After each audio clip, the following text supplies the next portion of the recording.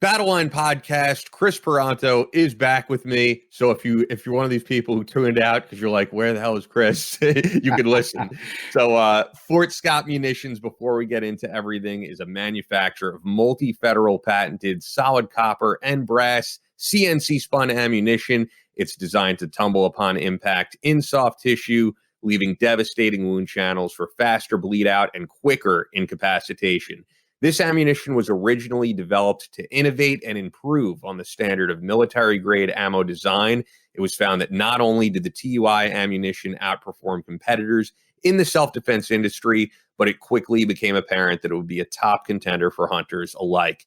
With the ammunition being CNC spun, the tolerances are some of the tightest on the market, ensuring you receive the same results with each pull of the trigger. Fort Scott Munitions is available throughout privately owned businesses in all 50 states, as well as direct online through fortscottmunitions.com, FortScottmunitions.com. Make sure you use our exclusive promo code Battleline, and you're going to get 15% off your order.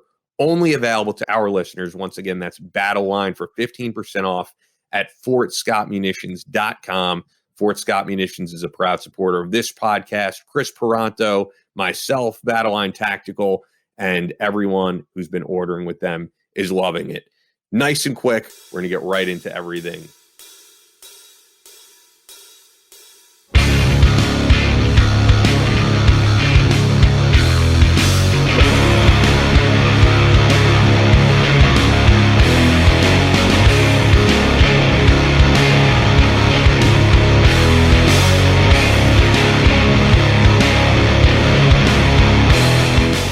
From Omaha, Nebraska to New York City, from planet Earth to extraterrestrial life in space, a podcast with no equal, engaged in unconventional warfare through your speakers and headphones.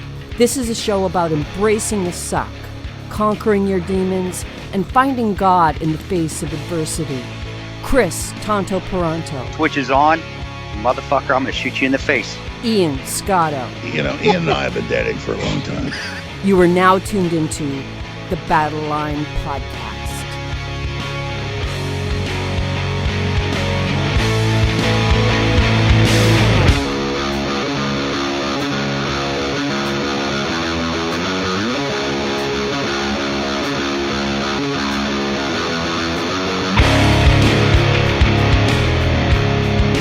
The switch is on, Battleline Podcast, and I haven't spoken to you in a while. It's been 3 weeks since you've done the podcast. I do want to hear what you're up to, but you know what? The first thing I want to say, because I just feel like it's so important to talk about, because it's being buried, and I don't want to say the media is not covering it, because they are. It's up on New York Times, it's up on Fox News, but I'm sure, I don't really watch much news TV, but I'm sure you're not hearing much of it. And it's because people want to hear about a lot of other things going on, even though this should be covered. So there was a SEAL Team 6, former SEAL Team 6, now CIA officer, just recently killed in Somalia, day before Thanksgiving. We don't know the name of this former SEAL CIA officer, but anybody who knows this guy, it's very possible someone listening is familiar with him. Rest in peace. And I mean, it's just a reminder that we still got guys out there with the CIA, with special operations, protecting us and, doing their thing. Yeah, we always will, no matter what happens here over in the States. There's always stuff going on overseas. So there's bad people, bad things going on. Somalia, that place, I will always be Somalia. I say good or bad. It's just, you get in the world and places just function how they function, and you can't change the way they function. Even though as much as you try, and you've seen how we try to go in a country, doesn't matter which president, it's not a side, both sides are responsible for this, but you go into a country and you think you can change it with democracy, and you can't. It doesn't work that way. And we found that out over the years, starting with Somalia back in 93, and even before that, Vietnam, there's another one. So, but that doesn't mean there still doesn't need to be people out there in these areas trying to catch terrorists, trying to kill terrorists that so we don't have another 9/11. And people think, oh, you're way overdoing it. I don't know. That's why we got in the original 9/11. We had a chance to catch Osama bin Laden, or actually even kill Osama bin Laden, and I believe that was under Clinton. Actually. Under Clinton, yeah. Yeah, and we didn't, and you see what happens. So yeah, but the guys know, and they know, and I don't know if he was a ground branch guy or a GRS guy. I'm assuming probably a ground branch guy. If it was an officer that said officer in the, I didn't even know. I be honest with you, I didn't hear about it. But it said officer, ground branch guy, but he's in there running assets, trying to find bad guys, doing this hard work that needs to be done. And I'm sure he wasn't ever worried that he was going to die, which none of them are. None of us are. I wasn't either. You just do your job, and that's part of the job. You accept that. You accept that as a possibility. So God bless him. God bless his family. God bless his team that's out there, because I know they take it hard. When you hear that, even the guys that weren't there on the ground with him, when they hear it back in the rear, you actually even feel even more guilty because you weren't there. So yeah, God bless him. And yeah, that's stuff that should be reported. This crap here in the States, man. And it is, it's one of those things that, Jack Murphy, we had on last episode, talks about it a lot, but people say the media is not reporting on stuff like this, but they are, honestly. I mean, it's like I said, it's up on Fox News. It's up on the New York Times. I think when people have a problem with the media, it's more so the television media.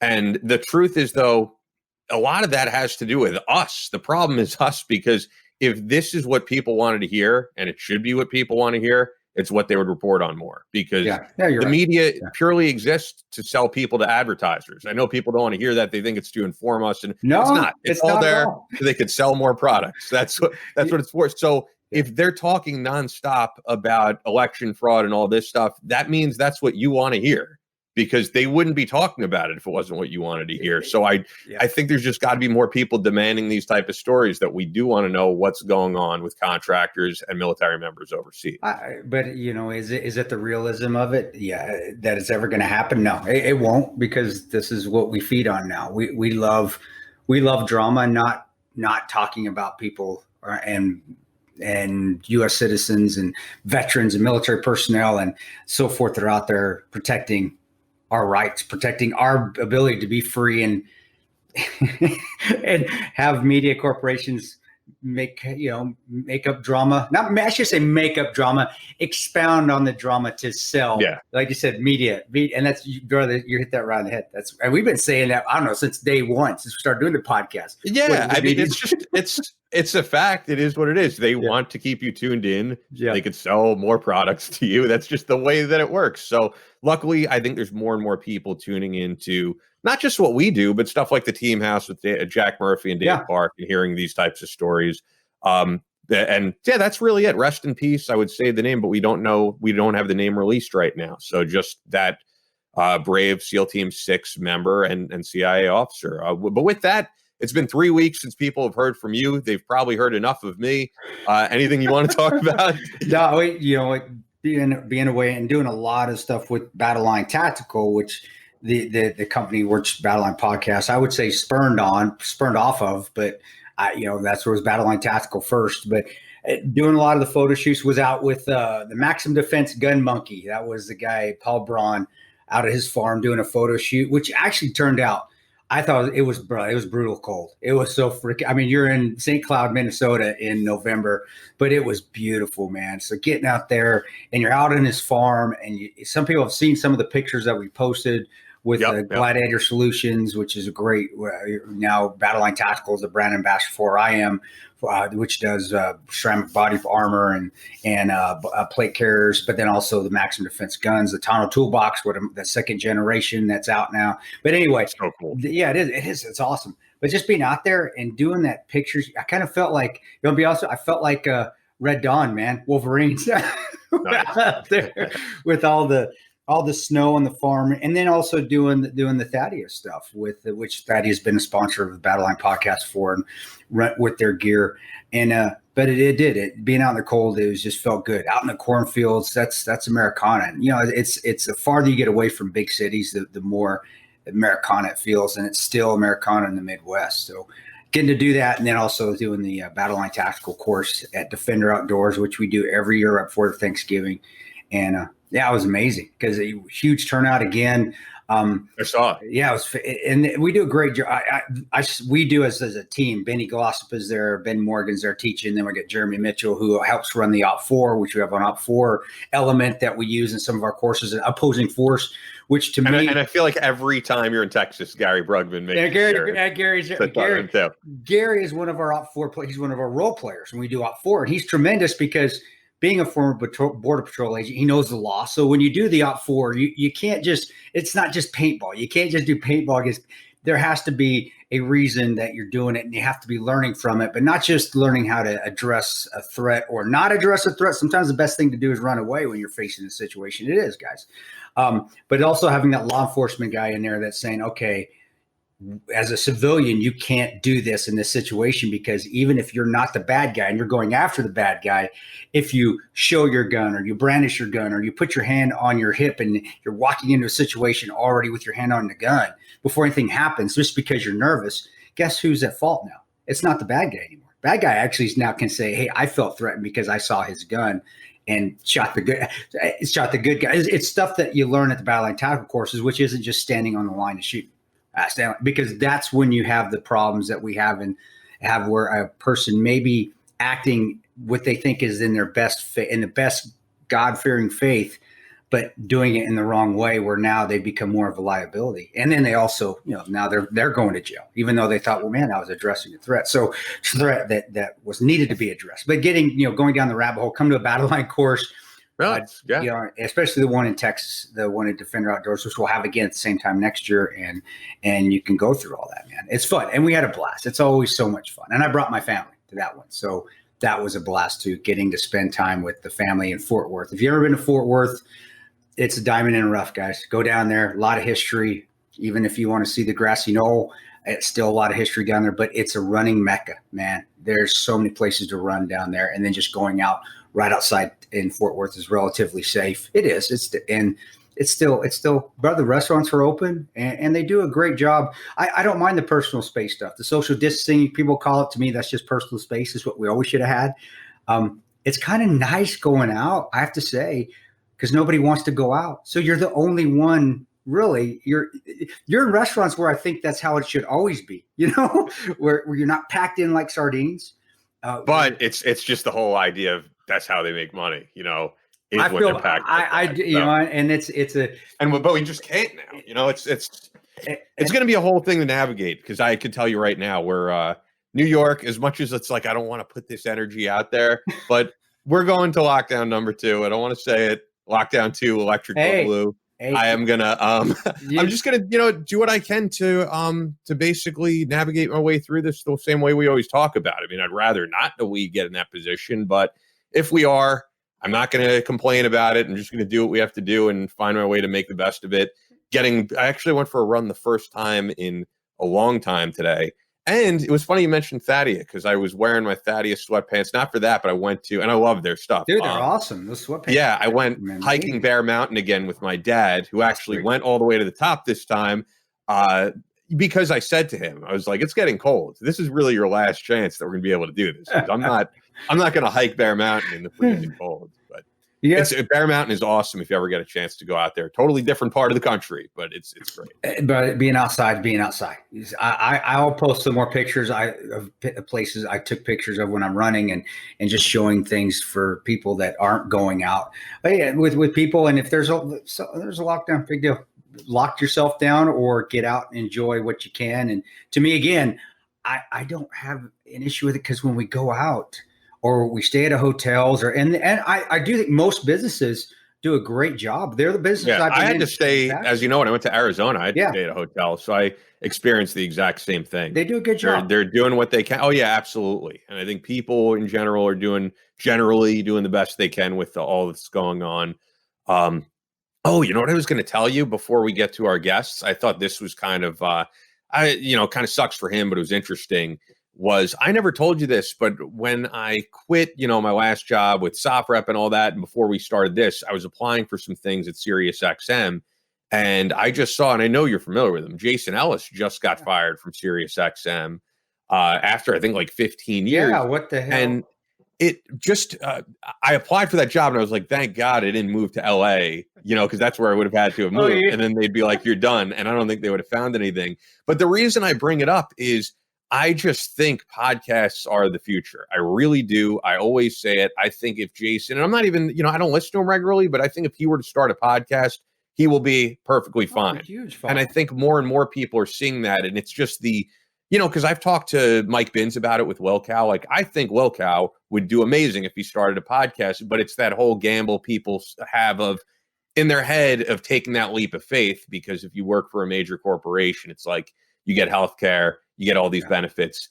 And if you start a podcast, it's kind of on you to get sponsors to make it work.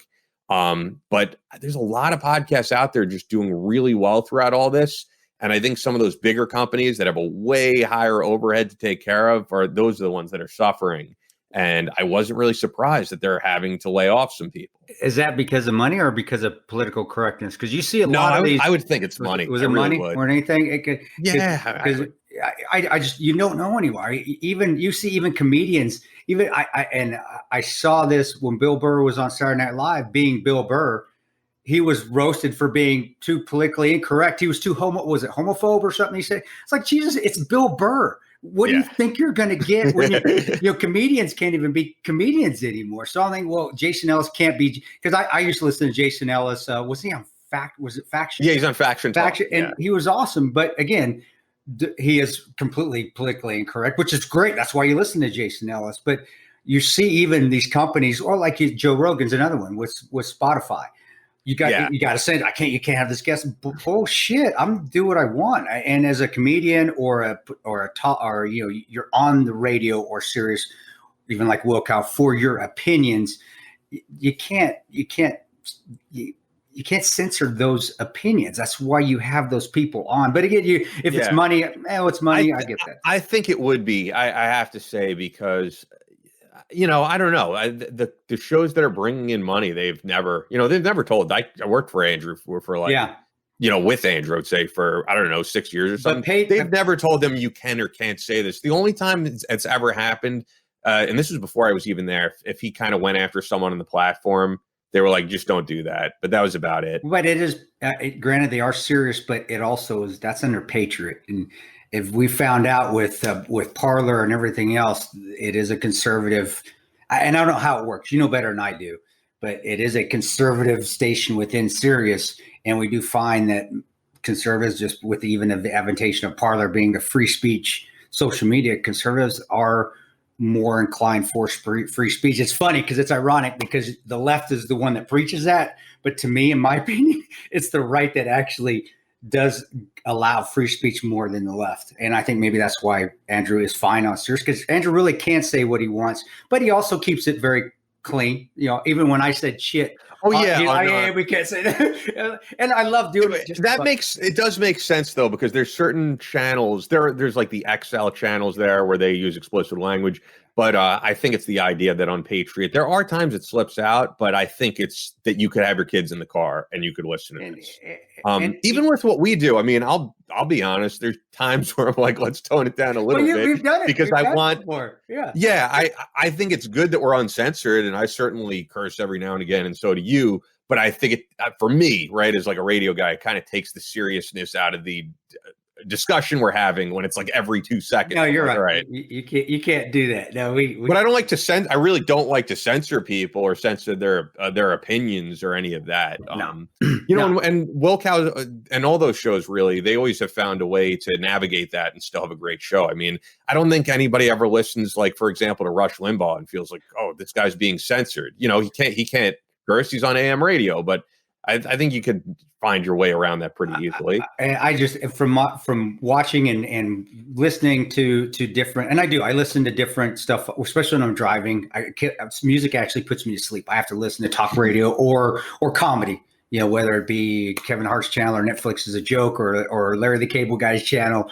But I do, and it's ironic to me that, because when I listen to it, and I pay attention to this stuff, guys, so I'm not just a knuckle dragging ranger all the time. I try to use my 2 cents and common sense every once in a while. the left channels, the ones that are the left channels, aside from the comedy channels, which you can say that Netflix is a joke. So I don't know. I'm not going to get in. I don't know about comedy. I think comedy is just comedy. It should be just comedy. It shouldn't be partisan at all.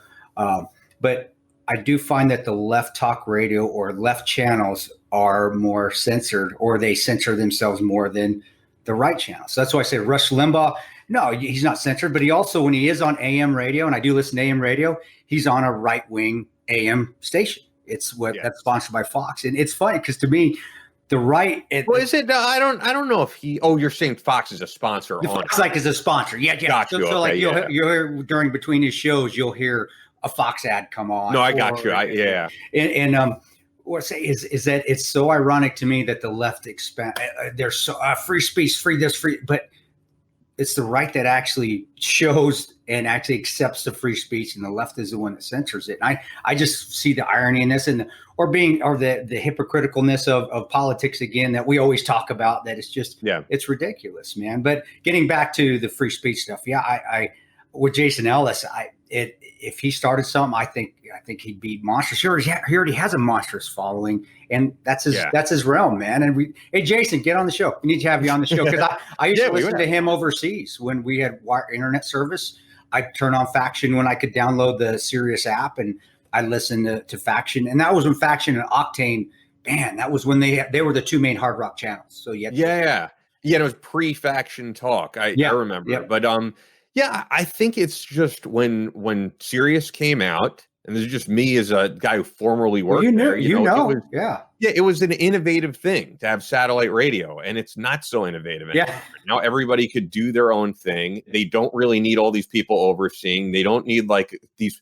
Honestly, from my experience, it's always these people. We were on the 36th floor, and the 37th floor was all these like executives, and they were like people who tried to stop creative people from being creative. A lot of them were like failed radio hosts, so then they could like police radio hosts. Isn't that bro? That is in every genre. The ones that are always controlling everything are the ones that couldn't actually do it, but for somehow they got into positions where they had control, and then it turned into a bully, almost like a bully network. And it's funny that you say it was serious because I think that's everywhere in corporations for the most. It is in corporations for the most part. It's like, man, we have the saying in the military and even in the contracting world, fuck up, move up. That is actually in the military and in the military world and the contracting world. If you screw up for some reason, whenever somebody screwed up downrange on the job, you find them at a higher position than you are. Like, how the hell did he end up being program manager of this program when he couldn't even be the damn trunk monkey in the damn rear security vehicle? And it's the saying, fuck up, move up. And that is sounds like it's in everywhere, and even it's serious. So, but you like we do, we laugh it off and we shake our heads and we just keep grinding on and doing our thing, man. And that's the beauty about podcasts now, is because now if we fuck up, we don't move up anywhere because there's no places to move up. We're just kind of stuck. No, I love having the freedom to do what we want to do. I really do. But so with that, we have Jeffrey Wilson and Brian Andrews coming on. So before we get to them, as always, Fort Scott Munitions, check them out if you're a shooter. They are a manufacturer of multi-federal patented solid copper and brass CNC spun ammunition that is designed to tumble upon impact in soft tissue, leaving devastating wound channels for faster bleed out and quicker incapacitation. This ammunition was originally developed to innovate and improve on the standard of military grade ammunition design. It was found that not only did the TUI ammunition outperform competitors in the self-defense industry, but it quickly became apparent that it would be a top contender for hunters alike. With the ammunition being CNC spun, the tolerances are some of the tightest on the market, ensuring you're going to receive the same results every time you pull that trigger. Fort Scott Munitions is available throughout privately owned businesses in every state, as well as direct online through fortscottmunitions.com. Use the exclusive promo code Battleline. You'll see it in the description here for 15% off your order. Only available to listeners of the Battleline podcast. Fort Scott Munitions is a proud supporter of Chris Peranto, Battleline Tactical, and the Battleline podcast. If you don't see exactly what you're looking for today, you've seen it, man. The site is changing like every day. They're restocking as quickly as they can. So with that, we're pretty much right on time. What were you saying? No, they're catching up on the most used ammunition, which is generally 5.56 or 2.23 or 9mm. So get their wait time isn't long on those. But 300 blackout, we're still backed up. So if you got 300 blackout, you're still going to be waiting a little bit. There we go. What's going on, dude? Just drunk on turkey juice, whatever that chemical is, that you eat. You get all that chemical, makes you groggy. Yeah, I'm trying to makes you tired. Yeah. Oh yeah, the tryptophan, right? Tryptophan. Well, with that, then we'll get into intro for everything. You know what? I want to let the audience know both of your backgrounds, which I have here in front of me. But before that, since we have two people on here, just so the audience gets to know who's who, do you guys both want to just introduce yourselves real quick? Yeah, however you want to do it, man. Yeah. So you want to start, Jeff? Sure. I'm Jeff Wilson. I'm obviously the better half of the Andrews and Wilson writing brand. I spent 16 years in the Navy and did some additional time doing contract work and that sort of thing. And Brian and I met and started writing books together. Gosh, what's it been now? Like 6 years, something like that. Wow. And combat surgeon. You got to throw that out there. Yeah. So I was a combat surgeon with Naval Special Warfare for a number of years. And I've been a pilot. I've been a firefighter. If you take your 10-year-old kid and say, what do you want to be? Whatever he says, I've done those things. Those are the things. My mom says I can't keep a job. Yeah.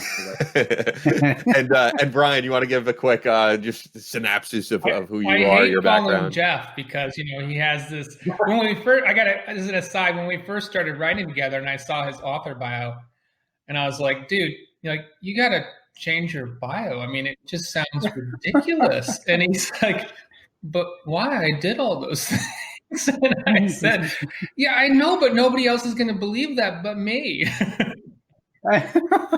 So you're like, we are fiction writers. There you go. So Brian, you just say, I'm Brian, and you leave it at that. Like, Jeff does this thing. That joke, I'm Brian. Lasso, where you've got, Lasso, and then you got Beard. I'm just Beard. I'm the guy that's like, Yeah. So if Brian is going to downplay his background, I will give you Brian's background because I have it here, and it also is impressive. I mean, Brian is a nuclear engineer, served as an officer on a fast attack submarine in the Pacific, and holds a master's degree in business from Cornell. So that's not too shabby. Not shabby. Not shabby at all. Well, let me just I don't want to drag this out. No, drag it out. We got time. Like you said, we don't want to go 25 minutes and be like, oh shit, we're done. No, keep dragging it out. Longer the better. Because Brian never talks about this. So here's what's the most amazing thing about Brian's resume. So he was on nuclear subs, right? So he's a nuclear submarine officer. But he went to that without an engineering degree, in fact. So he was a psychology major at Vanderbilt University. He's in the ROTC program. And when it came time for him, the detailers were like, well, what do you want to do? And they had limited just to line officers. He had planned on doing something else, like intelligence or something like that. And all those were closed. So he said, what do you want to do? And he said, I want to be on submarines. And they were like, okay, well, what do you want to do that you are qualified to do? Because no engineering background whatsoever. You wouldn't even pass the test. And Brian was like, oh, there's a test? So if I take the test and I pass the test, I can be on sub? And they're like, yeah, dude, if you pass the test, like really college degree, then you can be on sub. So he got a stack of books as tall as my 10-year-old or my 12-year-old and crammed them for 6 weeks, took the test, did fantastic, and wound up in the community with some people that weren't sure that he should be there, including one. Maybe he'll tell you that story. This salty commander that was in charge of the submarine in the entire training pipeline was like, how the hell do you think you should be? Dude, keep going. I want to hear this. Yeah, how you just like, hey, shit? Yeah, I want to be a nuclear rocket scientist. Here, where's the books? Can you give me the Cliff Notes for it? Cliff Notes version? Yeah, how'd you do that, man? And you got on, and then keep going. I mean, this is interesting. I'm happy to start off with a sea story. I mean, if that's how we roll here, we're going to roll. No, we go everywhere. We're back and forth. And we'll talk about when you were 1 and 1 year old and how you shit your diapers too much, and that's where also. So we go everywhere. In the submarine community, we basically wore diapers. We wore these poopy suits,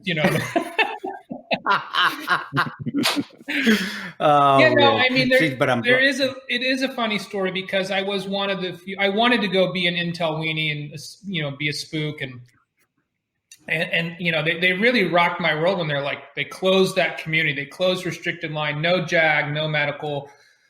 You had to go unrestricted line. And I was like, oh, I guess I have to be a real naval officer. But anyway, yeah. So I was fascinated by submarines and decided that's what I wanted to do. And like Jeff said, it was kind of crazy because I had to gouge myself up on all the engineering courses I hadn't taken to get ready. And you cannot bullshit these guys at Naval Reactors. So when you go to DC for your test, you know, if you're going into the test on thermodynamics, it's the guy who did the Rankine cycle for the steam turbine that's on the 688, you know, or if you're going in for like the fuel plate design and nuclear physics, it's the actual dude who like figured out the calculations for the poison loading and the fuel density and all that stuff. So you cannot bullshit these guys. And, you know, I remember as I was going through all these, there's written tests and oral tests as I was going through all of them. And I just had this building sense of dread, you know, like with each one, I'm like, oh, I'm just doing worse and worse and worse. And when they would ask me a question and I would answer it, they would give you that old, you know, is that what you think? That's your final answer? You know? Yeah, that's my final answer. And so by the time I got through this, I'm thinking there is absolutely no way that I made it. And so it was Admiral McKee who was a Rickover. He was Rickover's prodigy, really. And he kept a lot of the Rickover traditions from the interview process. So Rickover is sort of famous for screwing with all the applicants. He would do things like he would cut an inch off of one of the legs of the chair so the chair would rock, you know, or he would come in and he would be, you know, standing at the window looking out, you know, and holding their file, and he'd just make them wait. He'd see how long people would wait. He'd do all sorts of games and stuff. So I think McKee had picked up on some of these, and he believed in that, you know, interview technique that, hey, if you can't handle an interview, how are you going to handle, you know, a casualty in an engine room on a nuclear submarine? So this is all part of the ethos of getting accepted. Of course, I didn't know that till later, right? They didn't tell me that till after. Yeah. But so I'm sitting in the hallway. All of us applicants were in the hallway, and his aide was a full bird captain. I don't even know how many captains I'd met at that point in my, you know, midshipman career. So I'm waiting there, and he gets me to the door. He said, "Now listen, midshipman, when you go in there, you're going to sit down and do not address the admiral until he addresses you. And even if he makes you wait, you know, you're just going to wait." Do you understand? I understand. So I go in, I sit down. The 06 comes in. He's standing at the door, and then McKee's at his desk, and I can see that he has my file open on his desk, and so I'm looking at it upside down. And I got my little picture and all my scores. I can't quite see my scores though. You know, he's just far enough away. I can't see how I did. So he's looking at this thing, and it probably was like 10 seconds, but it felt like an hour that he made me wait. So he's looking down, and he looks up, and he says, "What the fuck business does a psychology major have wanting to come in my nuclear Navy?" And I remember, you know, Jeff and I talk about this in writing. You know, we always, not always, but sometimes we'll put, you know, time slows down. You know, you put that in the narrative so the character, everything slows down. And for me, like, I feel like that really happened at this moment in my life. Like, time slowed down. I feel my heartbeat. I'm looking at this guy looking at me. And I remember thinking, like, I have one choice. Either I fold like a coward, or I just punch back, you know? And the decision just hit me. And I just said, "Well, you need me." He said, "I need you?" I said, "Yes, sir, you need me because I'm the only one out there in that whole hallway of engineers who actually has a different point of view." He's like, what point of view do you have that's different?" I said, "Well, I'm a psychology major." And I said, "You know, when you're down there, you have all these guys thinking one way. You're going to want somebody like me who looks at the problem differently, who might keep his head under pressure, who's going to analyze the information, maybe come to a different solution and give the captain, a different alternative than everybody else. And I saw I think I got him, maybe just a little bit nibbled on that. I just saw the twinkle in his eyes. And, he kind of pushed back and he said, well, I don't think you're technically qualified to do this. And I said, well, you can see my grades at Vanderbilt and my scores. And I said, and I sort of told the story that Jeff did, I decided the last minute to do this and I prepared and this is how well I did and this amount of preparation, blah, blah. And then he just says, get the hell out of my office. And he kicks me out and I go back out there. I remember some other guys said, how did it go? And I said, I don't think it went very well. And they're like, you think you're in? I was like, no, I don't think I'm in. Yeah. And, they make you fly all the way back. And then I got the news later that I had been accepted. That's a great story, actually. You got me story. nibbling on that too. I'm looking, man, that's a damn good answer. I mean, but you think now as you're older, and I keep saying I'm 50. People, no, I'm 40. My wife keeps reminding me I'm 49.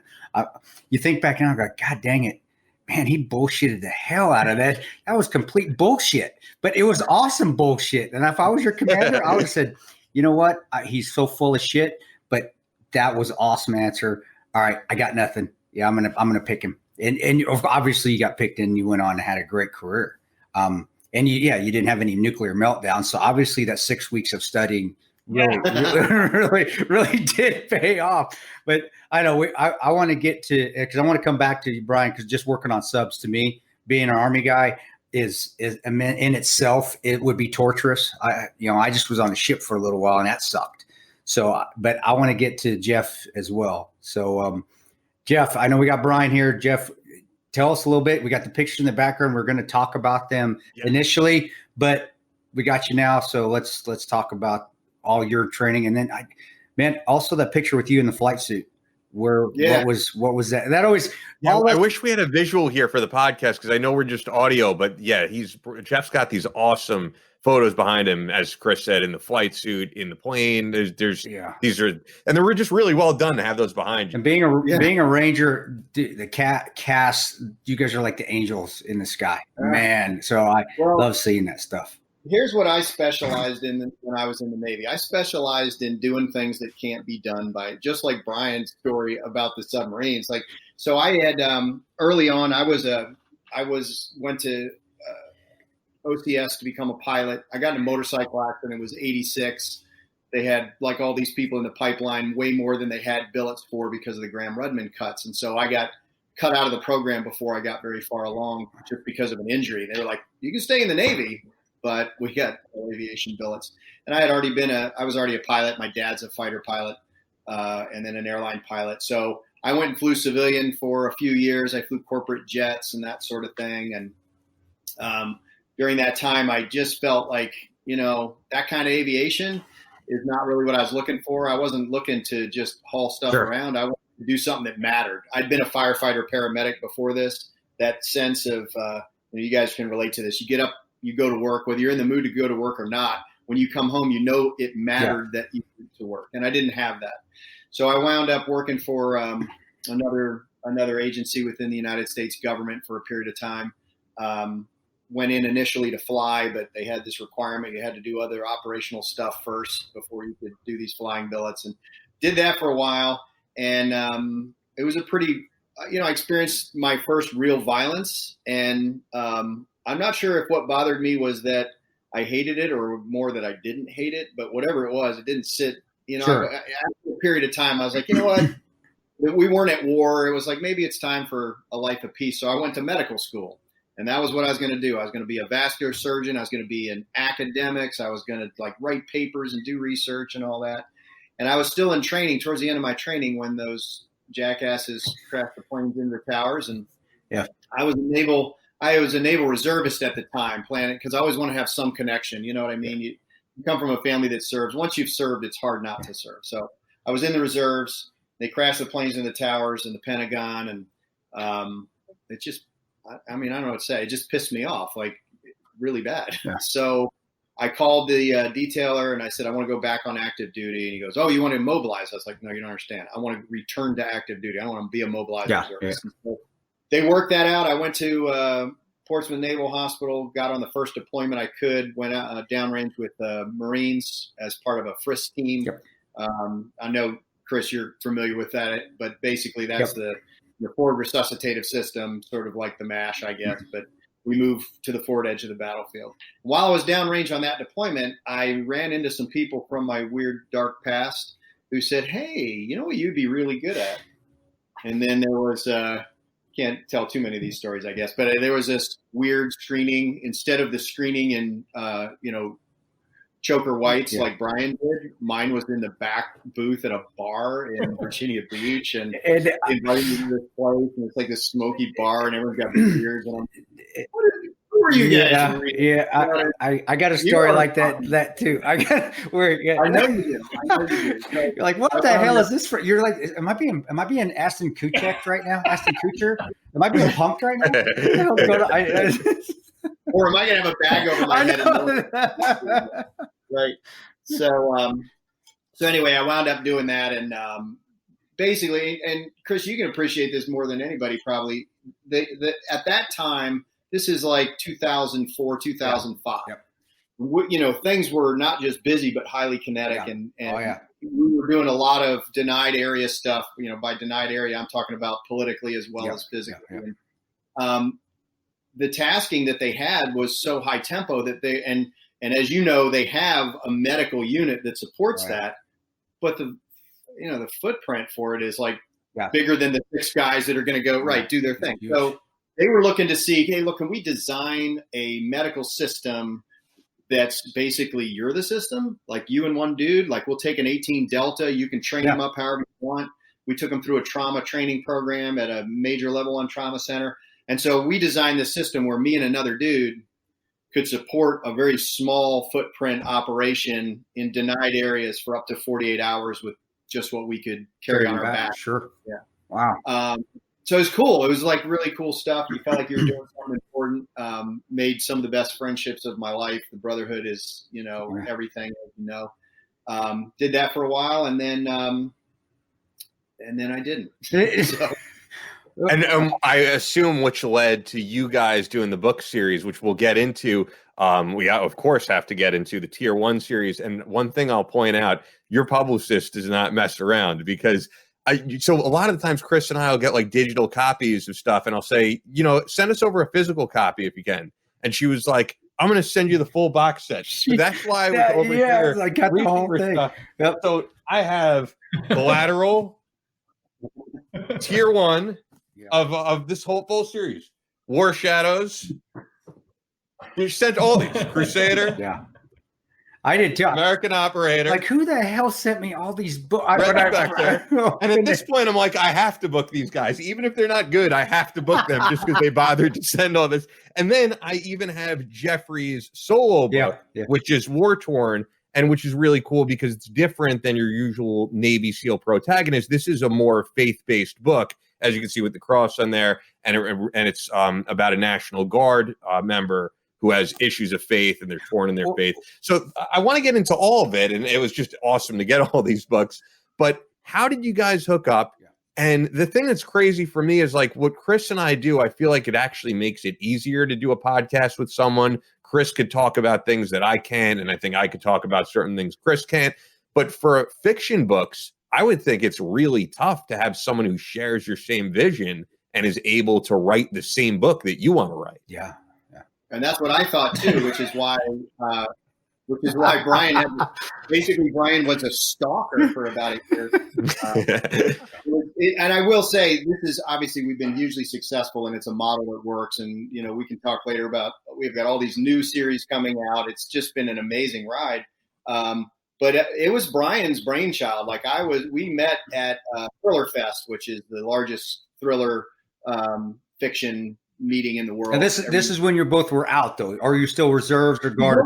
We both had books out. We were part of a debut author class at ITW, and I guess my second book was just coming out time-wise. He had one out, another coming. But as Chris said, no longer serving. No longer serving, though. You guys were out. I was still doing some other, like some consulting. Gotcha. But yeah, so we were both pursuing the writing thing. We were both still working in other jobs, and we just met there and became friends. You know, I'm not a very social person. Like, so there's hundreds of writers and thousands of people, and like I'm sitting with Wendy in our hotel room with the little booklet, and I'm like circling the people who are military, and I'm trying to like memorize their faces, like I'm gonna, you know, put a bag over their head and pull them off. And it's true, because I just will jump in here. There's not a lot of them. You know, like I remember with AJ Tata, who's now in the Trump administration. I went to like a Kensington book event with him. And, you know, there's a handful of other military guys, and you want to meet them. I'm trying to think of, actually, there was another great military author I met who's a former Marine.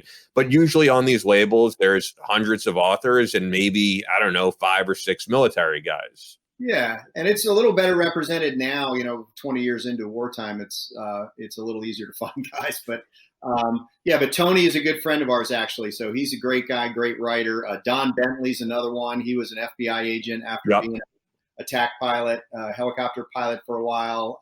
Josh Hood is an Army dude, another Ranger guy. And there's a bunch. There's not a bunch, but there's a handful. And so I'm sitting there and I'm like, these are the dudes I want to talk to. Like, I don't want to talk to anybody else. And, you know, to be honest, I didn't even want to go to this little cocktail thing. Wendy was like, look, we came to New York. You're going to go.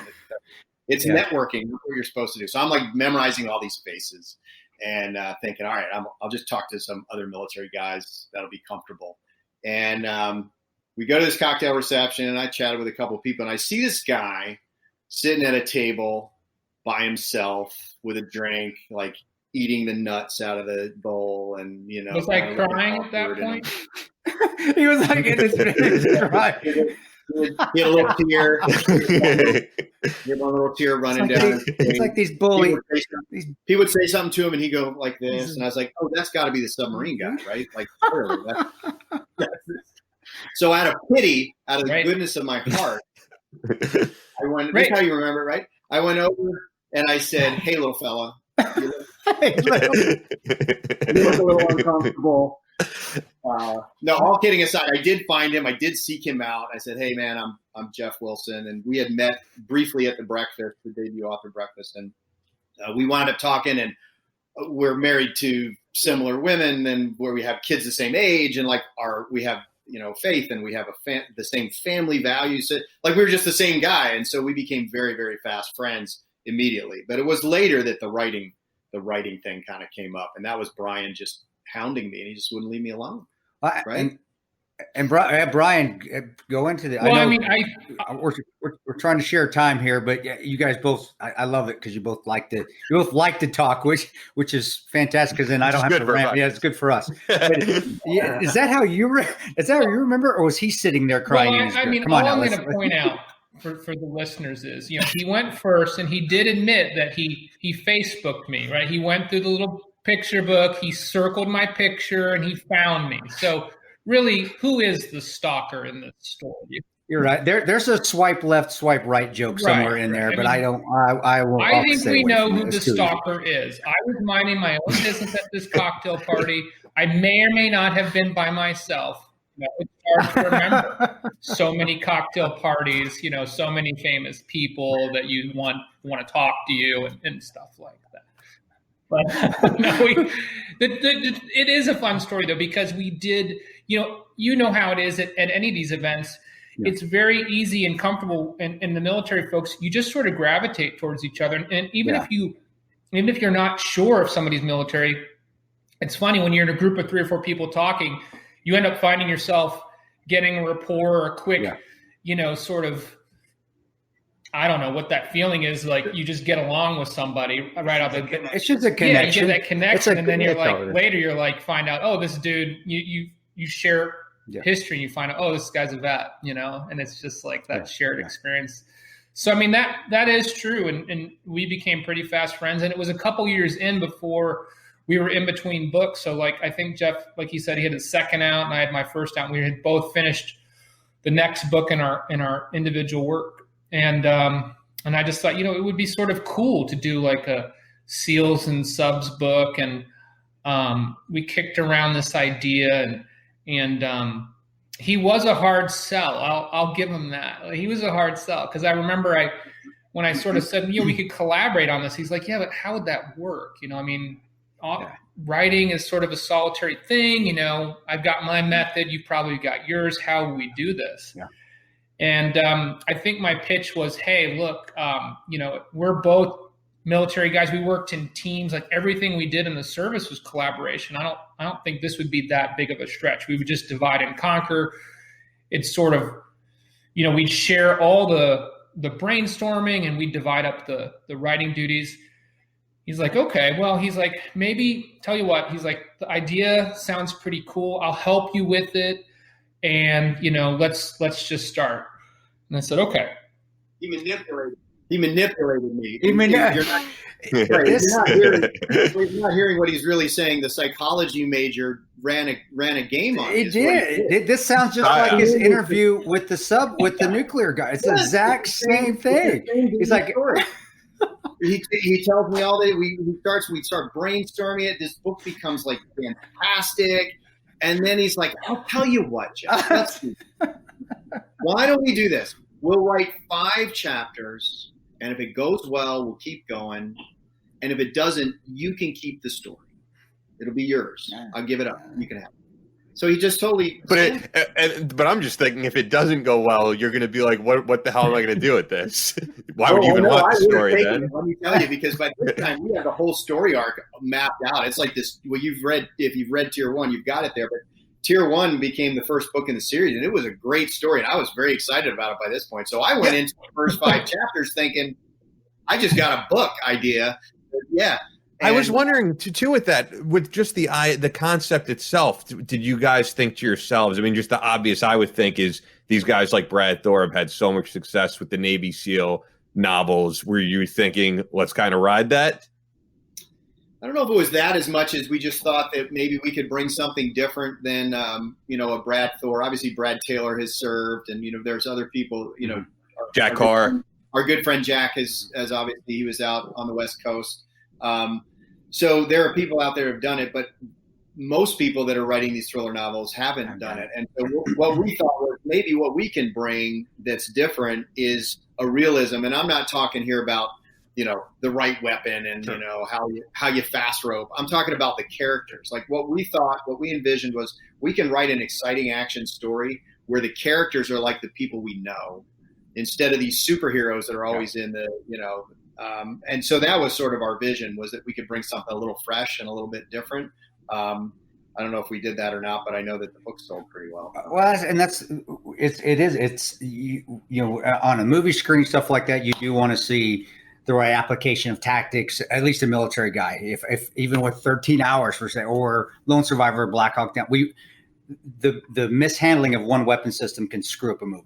But on a book, getting to know what's going in somebody's head when they're deployed. When you see somebody die and you don't know if that's okay, and you're trying to, that's what people want to read. And that's what I want to read. And that's so you have that experience. That's why when you say fiction, I put, quotation around fiction books when you have veterans writing fiction books, because really they're not. They may not have the same character names. You're portraying somebody different than the actual person because it's supposed to be a fiction book, but you're getting the real emotions because that's where you're pulling them from. And that's what's so great about these books, and why I think people should read veterans fiction books, because to me, they're not really fiction. They're based on events that actually happen, and those feelings are real that you're getting in there. And that's what you want to read. That's what I want to read when I read books. That's when I first started reading any books, whether it was the real books from Vietnam with the Charlie Ranger books to the fiction books from the wars that we had back when I was growing up. I wanted to know what they were feeling like. That's what drove me to be the Rangers, not the actual, the blowing shit up and shooting things was cool. I'm not going to say it wasn't,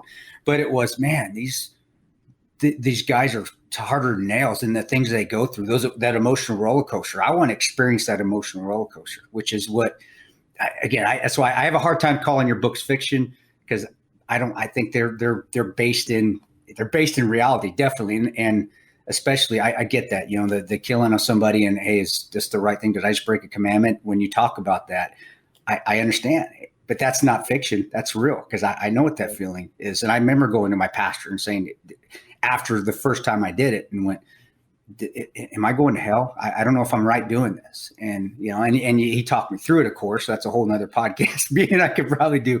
But that's what I love about the books. And so, yeah, I have a hard time calling them fiction. Because to me, they're really not. They're just characters with different names is all. Yeah. And that's a huge compliment, Chris. I'll tell you that the characters in these books, in these new series we're writing, they are based on real people. It's more common, I think, that each character is sort of an amalgam of several people. Yeah.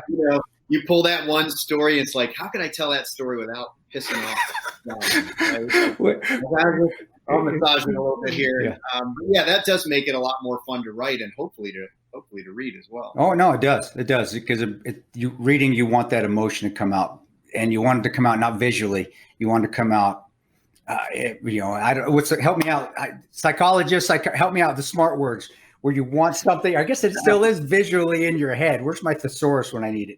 But you want it to come out in your thoughts. You want to think about those feelings, and you remember the smells and sights and the things the things you heard, the acoustic, just everything. And it brings you back to a moment where like something similar happened, and oh man, I remember all that. Not just on the screen, I'm thinking about it in my head. It's even more vivid, and it's good to feel that. Honestly, to me, it's cathartic. It's therapeutic to read that, and like, wow, I remember going through that. Something similar, man. That's what I felt. Okay, let's go to the next page, and then I can go to the next page and forget about it and keep moving on.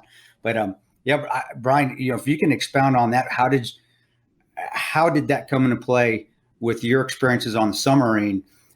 Where you started writing and you were drawing those realistic moments that you went through when you served, and some of the things that you saw, which I'm sure weren't all, roses and rainbows and sunshine all the time. Yeah. I think that when Jeff and I talk about that, when you're serving at the tip of the spear, you have these long periods of boredom that are punctuated by moments of abject terror, right? And you don't know when they're going to happen.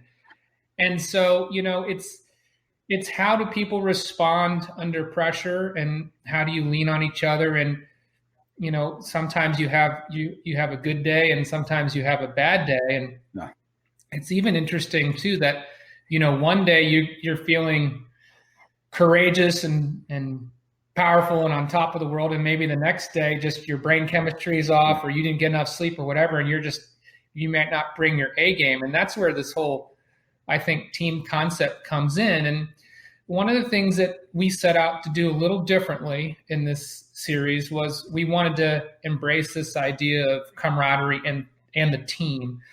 And you're a little bit constrained in fiction because readers want a hero. It's very important that you have a strong protagonist that people can relate to and want to cheer for. And that's why you have like your Mitch Rapps and your Jack Ryans and Jason Bournes. You have to have a hero. And we knew that. We couldn't just write only about a team. But at the same time, we said, in real life, it doesn't happen that way. There isn't just this John Wayne character who goes out there with his M4 and caps every single bad guy on the X, right? So we said, we're going to be very intentional. And the opening chapter of Tier 1 is on an infill, on a Black Hawk, and you're with the entire, element, the entire fire team that's going in on this. And they're just bullshitting. And so you get to see right out of the gate that, it's John Dempsey's point of view in that chapter, but it's him interacting with all these other guys. And so their personalities come up, and they hit this cargo ship, and that opening sequence in Tier 1 is, I think it's 4 chapters long. The action is 4 chapters, and we walk you through the whole thing. And it's from, when they touch down and they hit the deck, all the things that go wrong, and how all the people in that fire team work their way through this problem through the exfil. And so when you're done with that, that 4 chapters, you're like, feel like, man, I just went on that op, and I know these guys a little bit. I see that there's a team, and it wasn't just one guy who took this ship by himself. And we've tried to carry that through the series, and I think that is our big point of difference, and it's resonated with people.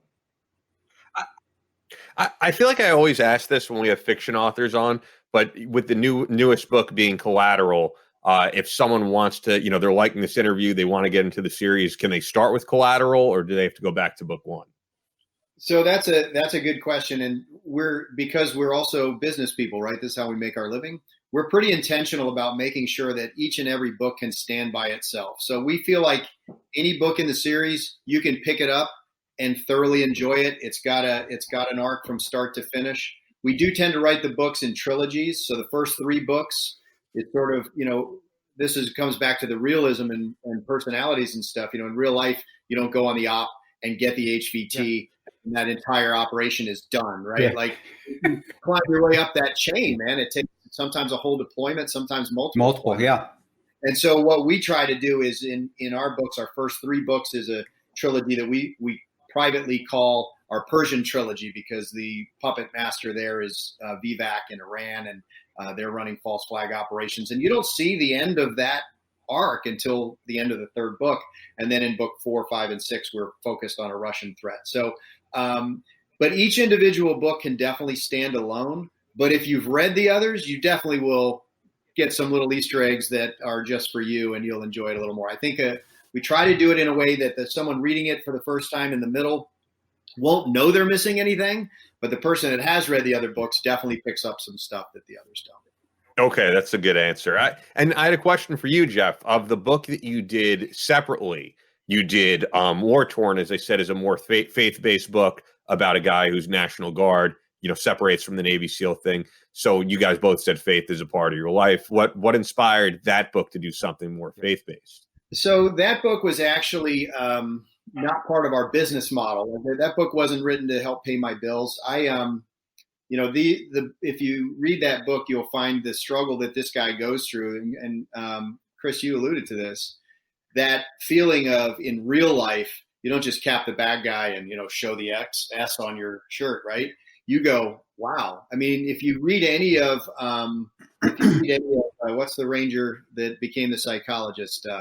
Grossman. You read any of his books, killing and having people try to kill you is a very unnatural state to be in. And there's a lot of psychological things about it that Brian can talk to better than I can. But I can tell you that from a faith perspective, it can cause an enormous crisis in your faith. Yeah. Not necessarily a crisis of faith, right? Like, not like you say, oh, maybe there's no God. Yeah. It's worse than that. Yeah. It's like, no, I think there's a God, and I think maybe he's a jerk. Like maybe he just doesn't care. Like, why would you let these things happen? Yeah. And you see some horrible things, especially when you're working beside operators at that level. You see some really horrible shit. You have to rationalize. You rationalize what you're doing, but you rationalize it with faith. And I always use the commandments. Okay, I did break it. Did I break it? And that was that's what my question was to my pastor at the time. Did I break my commandment? Thou shalt not kill. Well, he was a bad guy. Well, what's a bad guy? What if I'm the bad guy? And you start having your question. I'm a bad guy to him. Yeah. So, no, but it wasn't even that those guilt issues as much as just the feeling of, there wasn't really a presence of God in the things that I was seeing.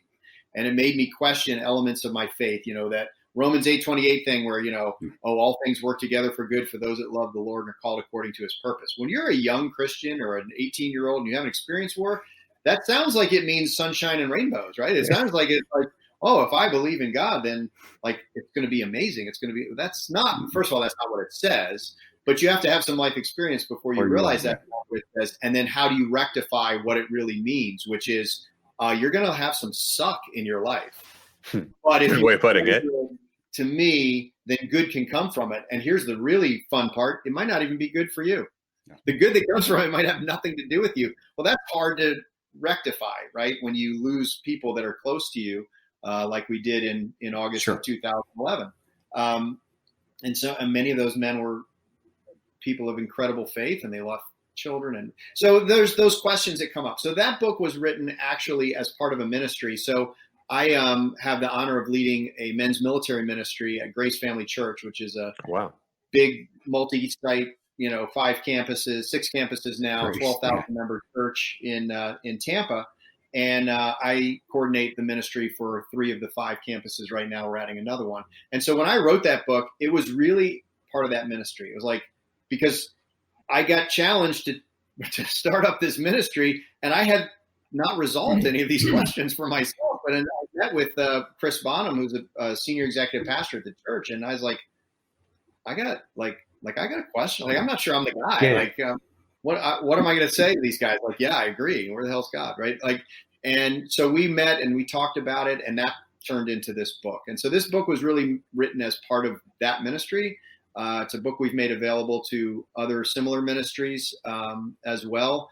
Through it, I've met some amazing guys. I think you guys know Chad Rowishaw, who's an incredible guy and an incredible man of faith. And so it's been an honor to share the book with people, but also the people that I've made, the connections I've made. And now Brian and I are going to be writing a faith-based series for Tyndale House, which is like, when we were so successful, I remember thinking I was at the height of this ministry, and I was like praying all the time, like, so God, thank you for this money and this success and this best friend that I get to write with, and it's a great life. But what am I really doing? That's like, how am I using this to bring glory to you? And I wrote the book War Torn, but I always had this vision that we could do something where we could incorporate our family values, our faith values, and action thrillers.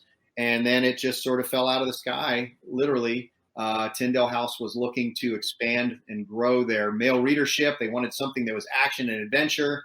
A buddy of ours that I think you guys might know, Josh Hood, had an encounter with someone from Tyndale House, and they said, "Hey, do you have anything like faith comfortable?" And he's like, if you know Josh, he's like, "Nah, I don't write that kind of shit. I'm just gonna kill a bunch of characters and stuff." He might.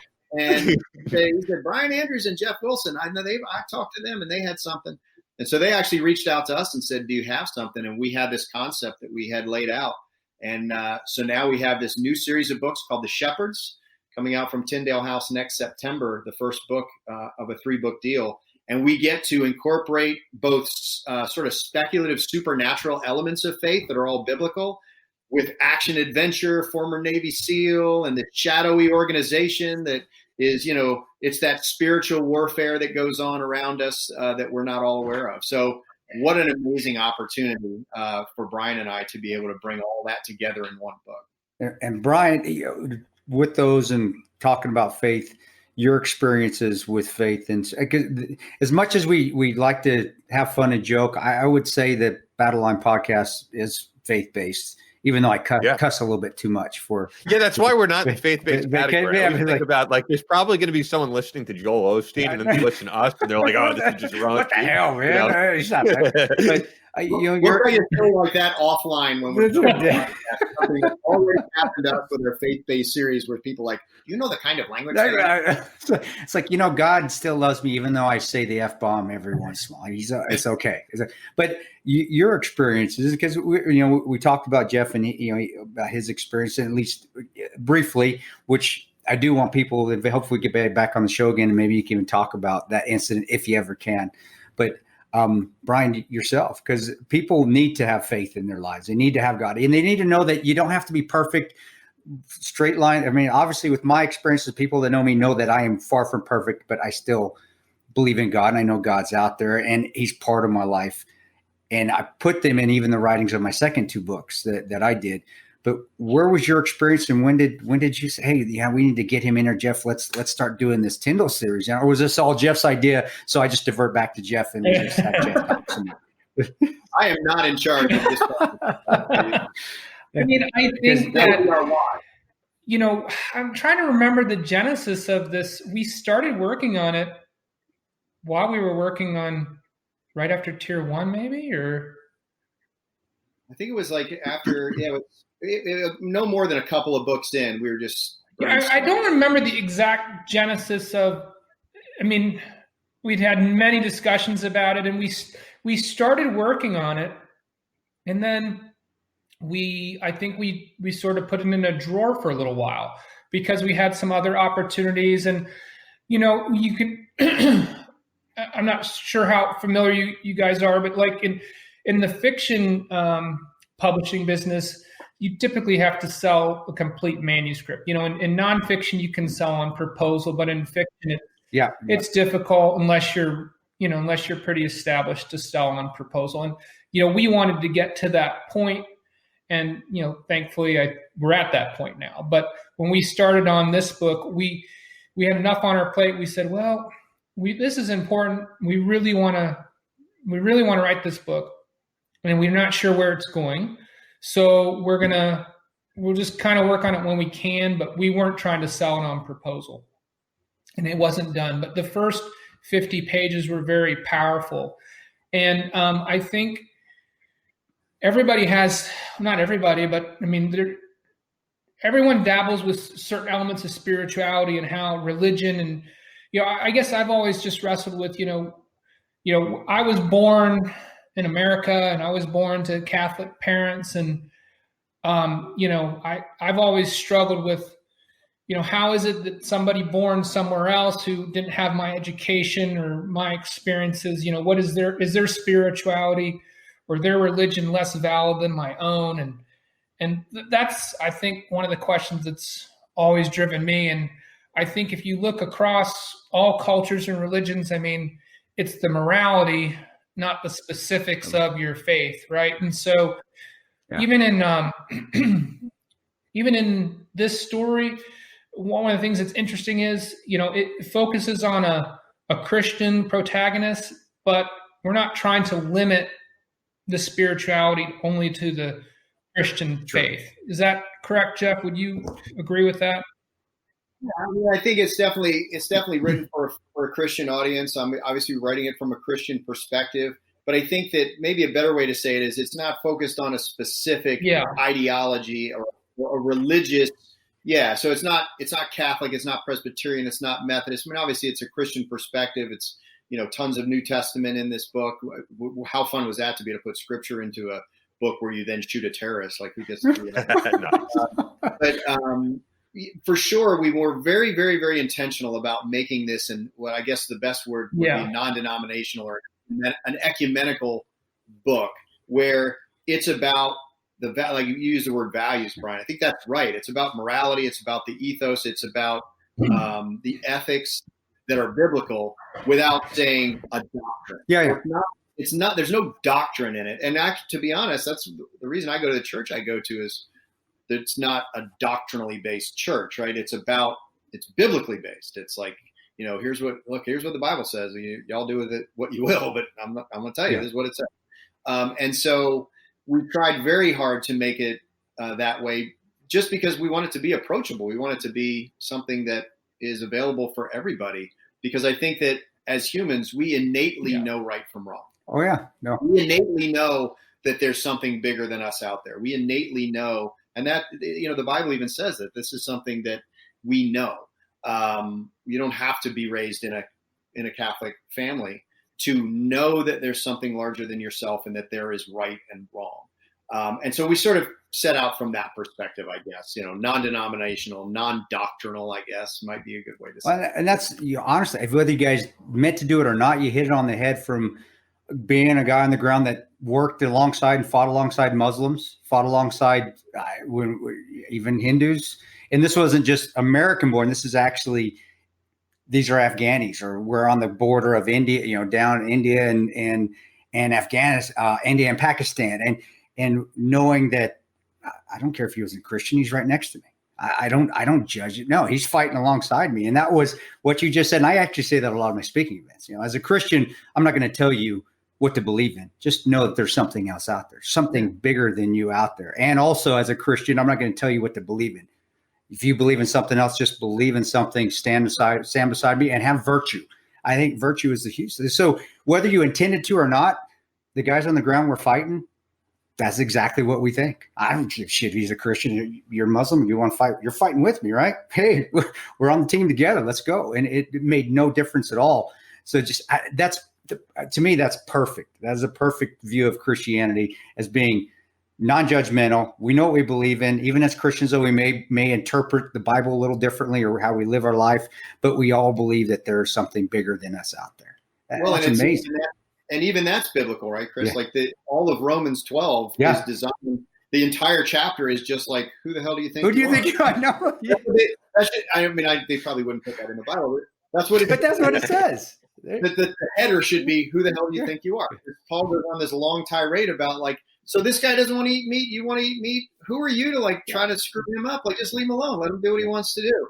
And another funny thing that you made me think of when you were talking is there's a lot of people who haven't served have this vision of those of us that have been downrange frequently as being very anti-Muslim. Oh, because they're the enemy. And that's right? completely opposite. It is so far off the truth. Yeah. I mean, like, I think of the people that I fought beside, and then the weird stuff, like, and Brian and I were talking about this the other day, where by the time 2011, 2010, by the time that time got around, you might be fighting beside a guy, and you look over, and he's got these scars, and you're like, I might have.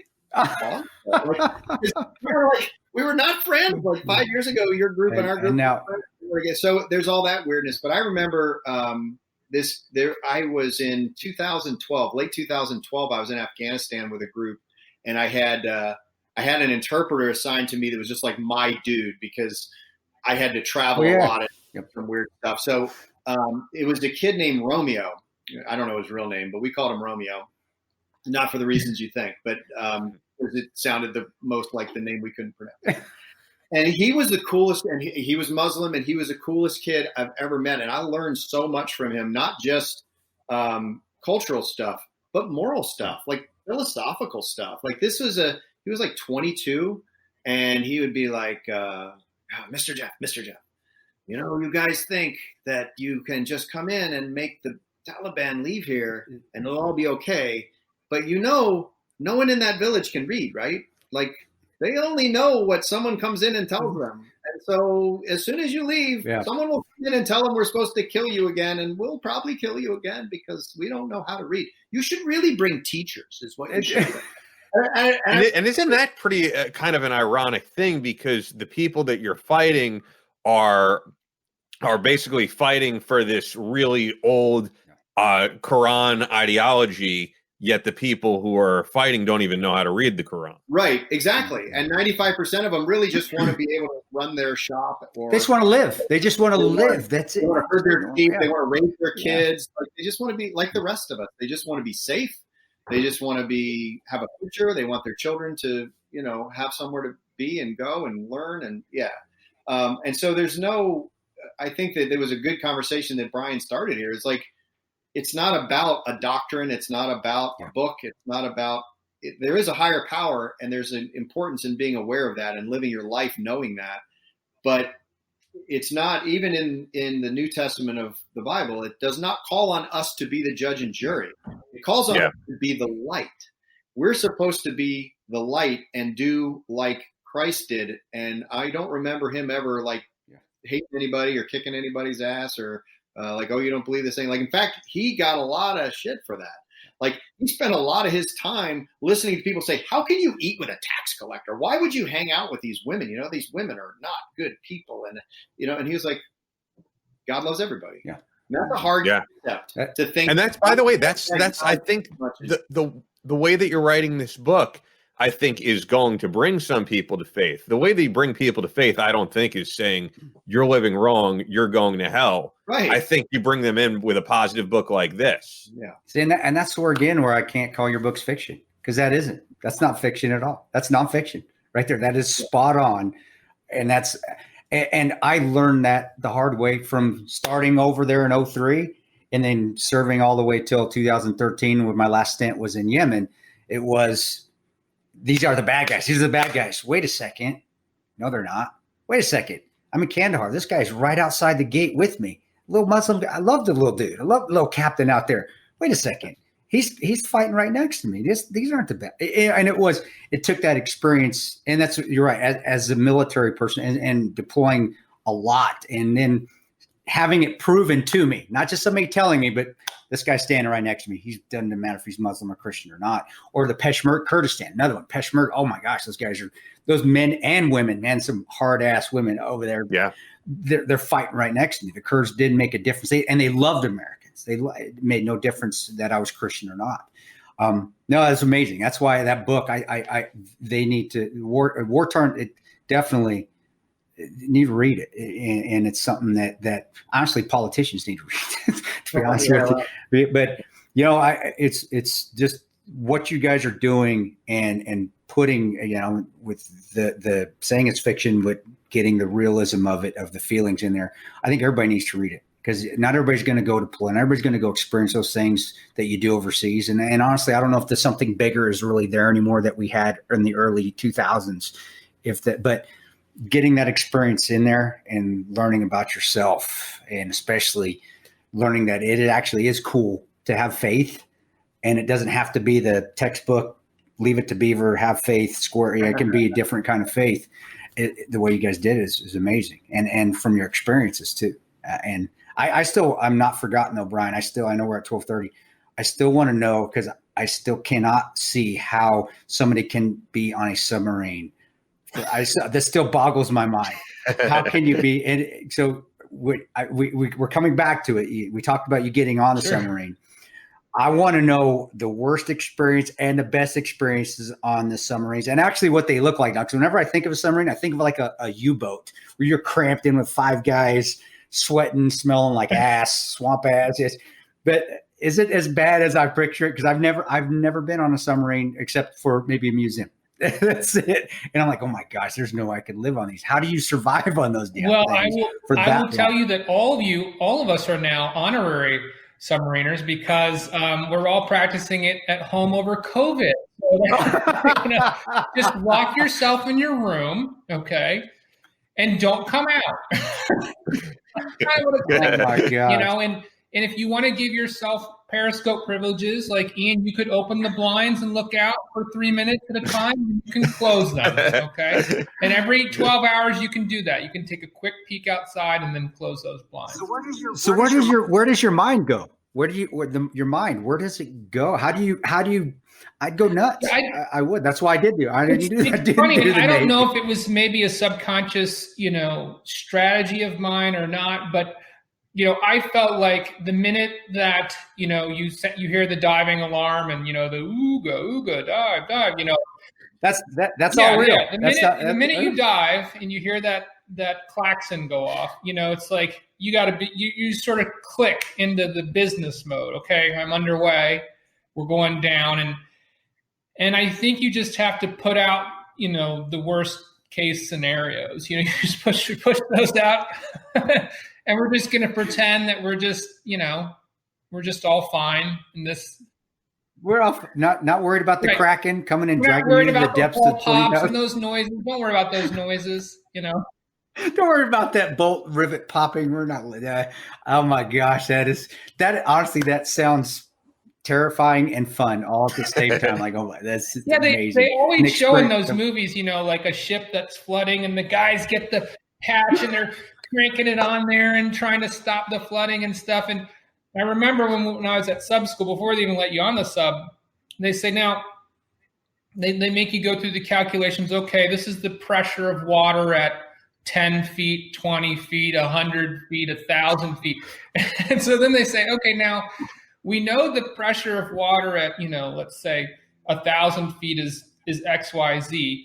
If you get a, 1/8 inch hole in one of the seawater pipes, the water will be coming in at this velocity. And you guys ever heard of that water jet knife where the manufacturing, they shoot water and it cuts like through metal and stuff? It's called a water jet. That's what it's like coming in. There's no stopping the flooding. So you can't just flex seal it? You can't put any flex seal up there and just arm off. It atomizes. You actually choke. You drown in the engine room from the atomized air. The seawater coming in atomizes. Wow. It fills the entire engine room in like 30 seconds. So you drown before you even felt the water, coming up on your body. Yeah. So the only way to stop the flooding is we had these they call them chicken switches, but you had several different kinds. But in maneuvering, which is the engineering control station in the engine room, they have the seawater chicken switches. So if you have any indication of flooding, you can shut the starboard one or you can shut the port one, and it'll close down it'll close these massive valves. So I think they were 24-inch valves, and you have a primary and a secondary. So everything's got redundancy. So you have one valve, and right behind it, there's another valve. So if the hydraulics to the primary fail, the secondary is going to shut.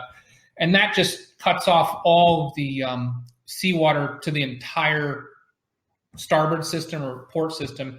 And everything's redundant. So you have that starboard main engine, you have that port main engine, starboard seawater, port seawater. You got starboard propulsion turbine, starboard electrical turbine, and same for the port. So it's all designed so that if you have a casualty, the ship can remain, functional and warfighting after you get that problem isolated. You still got half your engine room.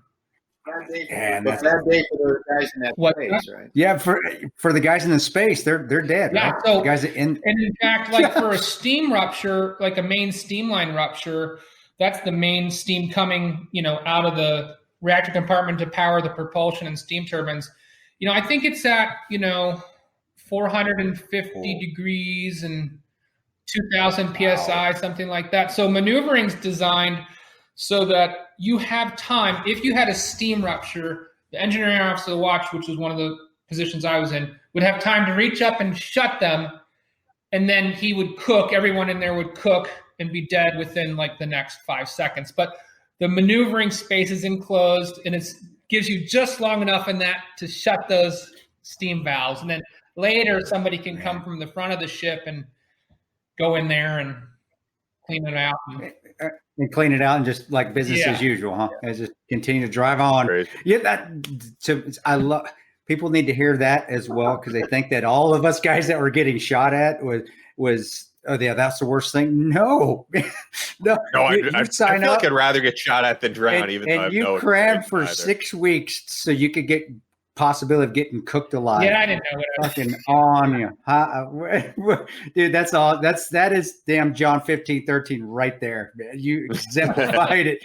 No, that's amazing. I love hearing the submarine stories, because like I said, I would never, no, if that was my choice, like if I was in Jeff's shoes where they said, no, you can't do this, but you can do this. No, I'm good. I'll get out now. No. I would agree with you. So wait, as Chris asked before, real quick, best experience, worst experience, because I want to hear as well. On the sub? Well, for me, the best experience was, so sometimes when you're transiting, you can't transit somewhere submerged because maybe it's not deep enough, or you don't have permission, or maybe you're just going to surface and you're pulling into port. So like, for example, when we went to Alaska, we went up to Ketchikan. We surfaced outside, and being the officer deck on the surface is the best. So the subsurface is just the sail. That's that thing on the top that sticks out. And so when you're transiting on the surface up there in a typical watch, like not a maneuvering watch when you're pulling right into the pier, you have more guys up there, but just for transiting, it's just the officer deck and the lookout. And that was like, I wish I could go do that again, just especially when we were pulling into Alaska. You're just up there. The submarine is completely silent. It is the strangest thing. You guys have been on boats and the engines make noise and you smell the exhaust, but this thing's nuclear powered. It's all insulated and soundproofed and stuff. So it just moves with no noise through the water. And you're up there and all you have is just the sea breeze and you and the lookout. And it's like you're king of the world. It's like you can almost forget there's 100 people below making this thing work. It's just like your sub, you're going where you want to go, and I love that. What time of year? What time of year was it? If you don't, I'm picturing this all in my head. Was it wintertime, springtime, summer? Well, it wasn't winter, but we had our pumpkin suits on, so it was chilly. I mean, it's probably in the 40s or something like that, but. Was there snow still out? You could see it up on the mountains. You got all that green, and you could see the sea otters, going in and out. Those guys were kind of cool. And the dolphins would come whenever the sub would be up. The dolphins would come because we'd push a pretty big bow wave, and so they'd come and they'd be jumping. That's 30 minutes, maybe they'd play in front of the bow. So that was cool. What's the worst then? Well, the worst was the Crazy Ivan one time. I probably shouldn't talk about it, but the Crazy Ivan is a real baffle clearing thing that the Russians do. And when you're down there, here's the weird thing that most people don't probably think about. When you're now, Jeff would relate to this because it's the same in aviation, but in the water, it's a 3-dimensional space. It's not like, I think when we're on the ground, we tend to think like, everything on a plane, but with the submarine, it's 3-dimensional depth, and you don't know where the other guy is, right? Because his submarine is sound isolated too. So the way that you're tracking other submarines is by getting bearings to noise that they're making. And the truth of the matter is they're well insulated too. So like in the movies, they make it seem like you get this once you have somebody on sonar, you have this constant stream of information. You know exactly where they are and what they're doing. And that's not what it's like at all. Like maybe a pump turns on, like they run a pump, and that's a sound vulnerability they have, and it runs for 30 seconds, and then that pump turns off, and now they disappear. So you had some bearings on them for a little while, and now they're gone. And so you're not sure, like, well, did they turn? Did they turn in that time period? How many minutes till the pump turns back on? And what aspect are they? And you don't know what their aspect is. So it's a giant geometry problem. So the way this works is, if I have something out here, making noise, and I just know it's somewhere out there, I don't know how far away. I could be this close to it, or I could be really far away. So what you do is you do maneuvers. You turn and you go back and forth, because what that gives you is a bearing spread, and you can figure out, does that point move a lot?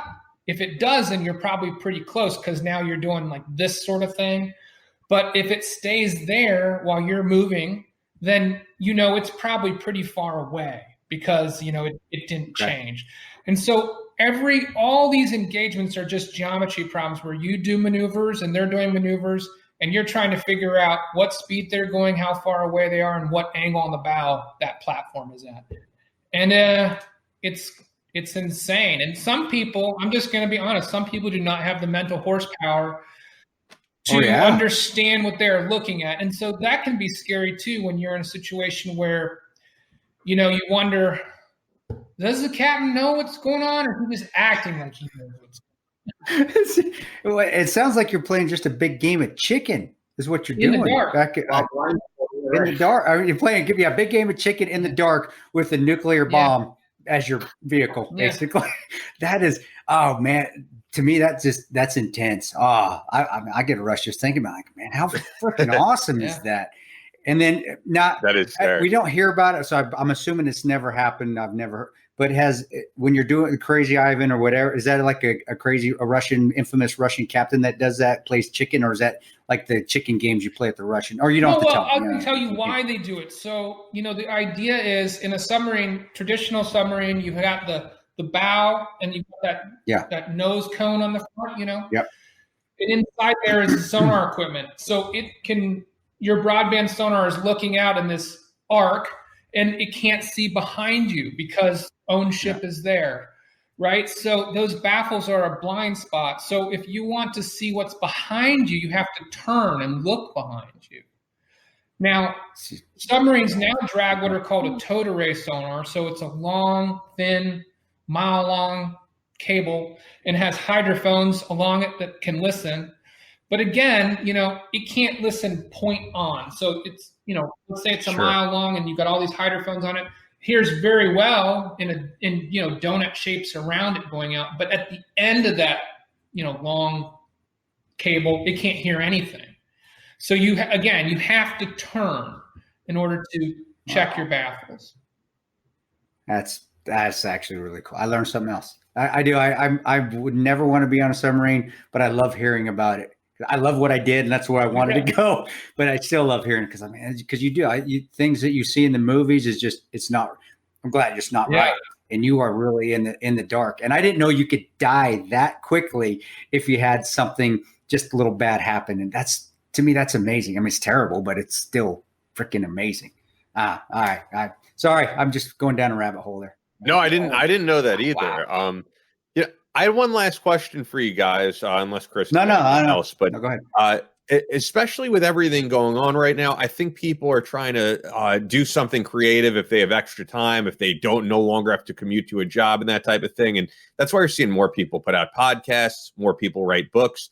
I could even tell you with the audiobooks that I've narrated, the waiting process for it to get on Amazon is like extraordinarily long right now because so many people are writing. So if there's someone out there who wants to write a fiction book, what would you say to them just to get started, just to, put their foot in the door and make the idea come to life? So that we actually work with younger writers all the time. One of the neat things about ITW, International Thriller Writers, which is where Brian and I met, is that they have a very robust program. It's writers helping writers. And, you're a debut author, you've sold like 8 books and you're having a coffee with Lee Child. And it's really cool. So through ITW, and now that we have our own platform, because we've got some success, we have writers come to us all the time. And that's a very common question, like, how do I get started? And I think the simple answer, the mistake people make is they think you have to write a perfect book as you go along. And you guys have both written some. And so, if you try to do that, that's never going to work, right? No. And so the advice I give people is start with your story in mind and just tell your story. And it's going to be a big file of hot garbage. And that's okay. Because even at our level, we've written, 15 books or however many books we've written now. We still really create the novel in developmental edits. At this point, we do most of it ourselves, obviously, but we've got tremendously capable developmental editors. But the very first step, and the step that most people never do, is to tell their whole story from start to finish. And so you just need to sit down, and you have to have the discipline, both from a time standpoint and from a creative standpoint, to just put the story on the page. And then you can go back and you can make whatever changes you want. And so that requires the creative discipline of moving forward, and it requires the time discipline. I tell people, most people, just like me, they didn't start with, 5 days a week that they could just sit at home and, now I sit at home in my underwear on my back porch and work all day, and that's my work day. That's hot. I know it's sex. That's not where you start. You got a job, you got kids, you got to pick up people from school. So I tell people, look, you got to write a little bit every day or two at least. And so you don't set aside 8 hours on a Saturday and think you're going to write a novel, because you can't write 8 hours. I can't write 8 hours, and I write full time. So you need like an hour and a half, a few days a week that you can put into your schedule, just like everything else you do, where it's non-negotiable. You don't wait until you have free time, because that never works. A couple days a week, hour and a half, and just write your story, start to finish. And when you're done, you can go back and fix it. So I think, especially now, people have some time. How do you do it? You sit down, you have a story, and you just get to work. I mean, it sounds like everything else. I think people have that, as I've heard it said, paralysis by analysis, where, they're thinking nonstop about putting out this thing and they never actually get anything done. Or something I actually heard very recently on a podcast is people think they're too big to fail, because I think they have these accomplishments that they've done in their life and they're proud of. But if you're starting a book and this is your first time writing, you're going to be square one. You might put out something that's terrible. As you said, your first book might be crap, and you might have to really do a few things until people get interested. So you're starting at square one, and you might have 1 or 2 people reading this. And I think people want to see the success right away. And people believe guys like you have success right away. And that's not how it really works. No, we consider ourselves those blue collar authors. Like we didn't write one book and get a 7-figure deal to write more books. We've worked our way through this, and obviously the first book, the tier 1 book, was very successful, and we're very blessed by that. But we had to work, and we had to work hard, and we had to keep working and slowly work our way up. I think the days of, like in the 70s and 80s, and, you were that guy they picked and they gave you $1 million and you sat at home and wrote for the rest of your life. That doesn't really happen anymore. Now you got to think about the business side of it. You got to build a platform. You're involved a little bit more in your own marketing and promotion than it used to be. And so you got to have a real strategy. You got to have some vision, but you also have to be willing to do the work. If people want to write a book because they want to be a writer, they should not do it. If they have a story they want to tell, then they should do it. Because if you think you're going to be a writer, don't even know what that means, and I am one. So discoverability is the big problem these days, right? Because when Jeff and I started ITW, it was right at the beginning of the digital revolution, this transformation, right? And I think there were 100,000 new titles, fiction titles, back in like 2012, and now you're looking at over 1 million new fiction titles, and that's a year. Wow. And that's because of the wonderful power of KDP, Kindle Direct Publishing. Anybody can be an author, and that is fantastic. But now anybody can be an author. So, I like to use the analogy, imagine you're at, Giant Stadium during a football game, and you're like, hey, check out my book, who's going to the guy on this side if he's paying attention, and maybe the guy on that side, and that's it. Just the people right around you, because it's so much noise. The only way that anybody's going to find you is if you put up on that Jumbotron, right? Then the stadium will see you. Well, only a few people get to be on that Jumbotron. It costs a lot of money to be up there. So any new author needs to realize, hey, you're at Giant Stadium, everybody's screaming, you're saying, read my book, and nobody's going to hear you. So just go into this, with understanding that discoverability, people finding you in this sea of novels, is quite a challenge. So like Jeff said, you have to be prepared to do a lot of hard work. And that means that you're going to have to build a brand and a platform and network and find allies and people that can help you. You're going to have to spend some money on publicity and promotion because, there are Cinderella stories where, something happens, and those are the ones that show up on the blogs and the newspaper. Oh, so-and-so, they wrote this, and like Andy Weir, he wrote The Martian and then it became a movie and he sold 1 million copies. Okay, well, there's only one Andy Weir, and there's 1 million other people trying to be Andy Weir and they're not. So just don't. Yeah, or J.K. Rowling, right? Well, and I think that's why you're seeing, 10 years ago, there was this big push towards independent publishing because, there's 100,000 instead of 1 million people doing it every year. And I think that the possibility of being heard in the indie circle, first of all, this is not an anti-indie. Yeah. Okay. There's phenomenal, Tim Tigner and Andy Watts, and there's some amazing success stories in independent publishing. But unless you have the business sense, the time and the money, and it will be a lot of money, to pursue that, I think that it's just not as viable as it was 10 years ago. And so you're seeing people who are starting out shifting back towards traditional publishing model because, we love it that Putnam will pay for the publicity. Yeah. We love it that Blackstone is going to do the cover art and hire the editors and all that stuff and we love that they have experts. A guy like Tim Tigner, a guy like Andy Watts, they are experts at covers. They're experts at editing. They're experts at marketing and publicity. And we don't have the bandwidth to do that. And we don't enjoy it. So if you're that guy and you love it and you've got the money and you can do it, I have nothing but respect and admiration for you. But the guys that are writing from just the creative side and they just want to write their books and get them out there, you're going to see them shifting more and more towards traditional publishing unless they only want to publish 6 books and 4 of them went to their parents and their wife.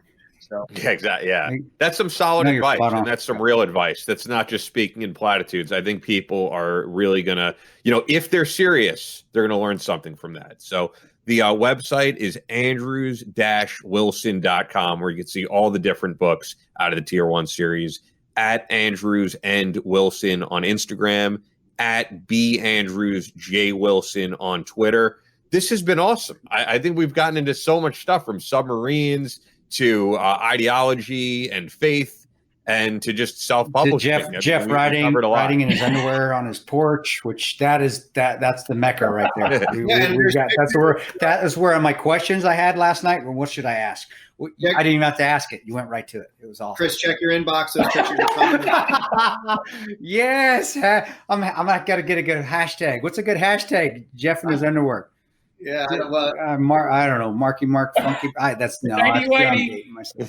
Tidy Whitey's. That's perfect. No, you guys are awesome. No, I love it, and the information. I just love getting my own information that I want to know about the submarine because that's amazing, brother. And Jeff, being a medic, man.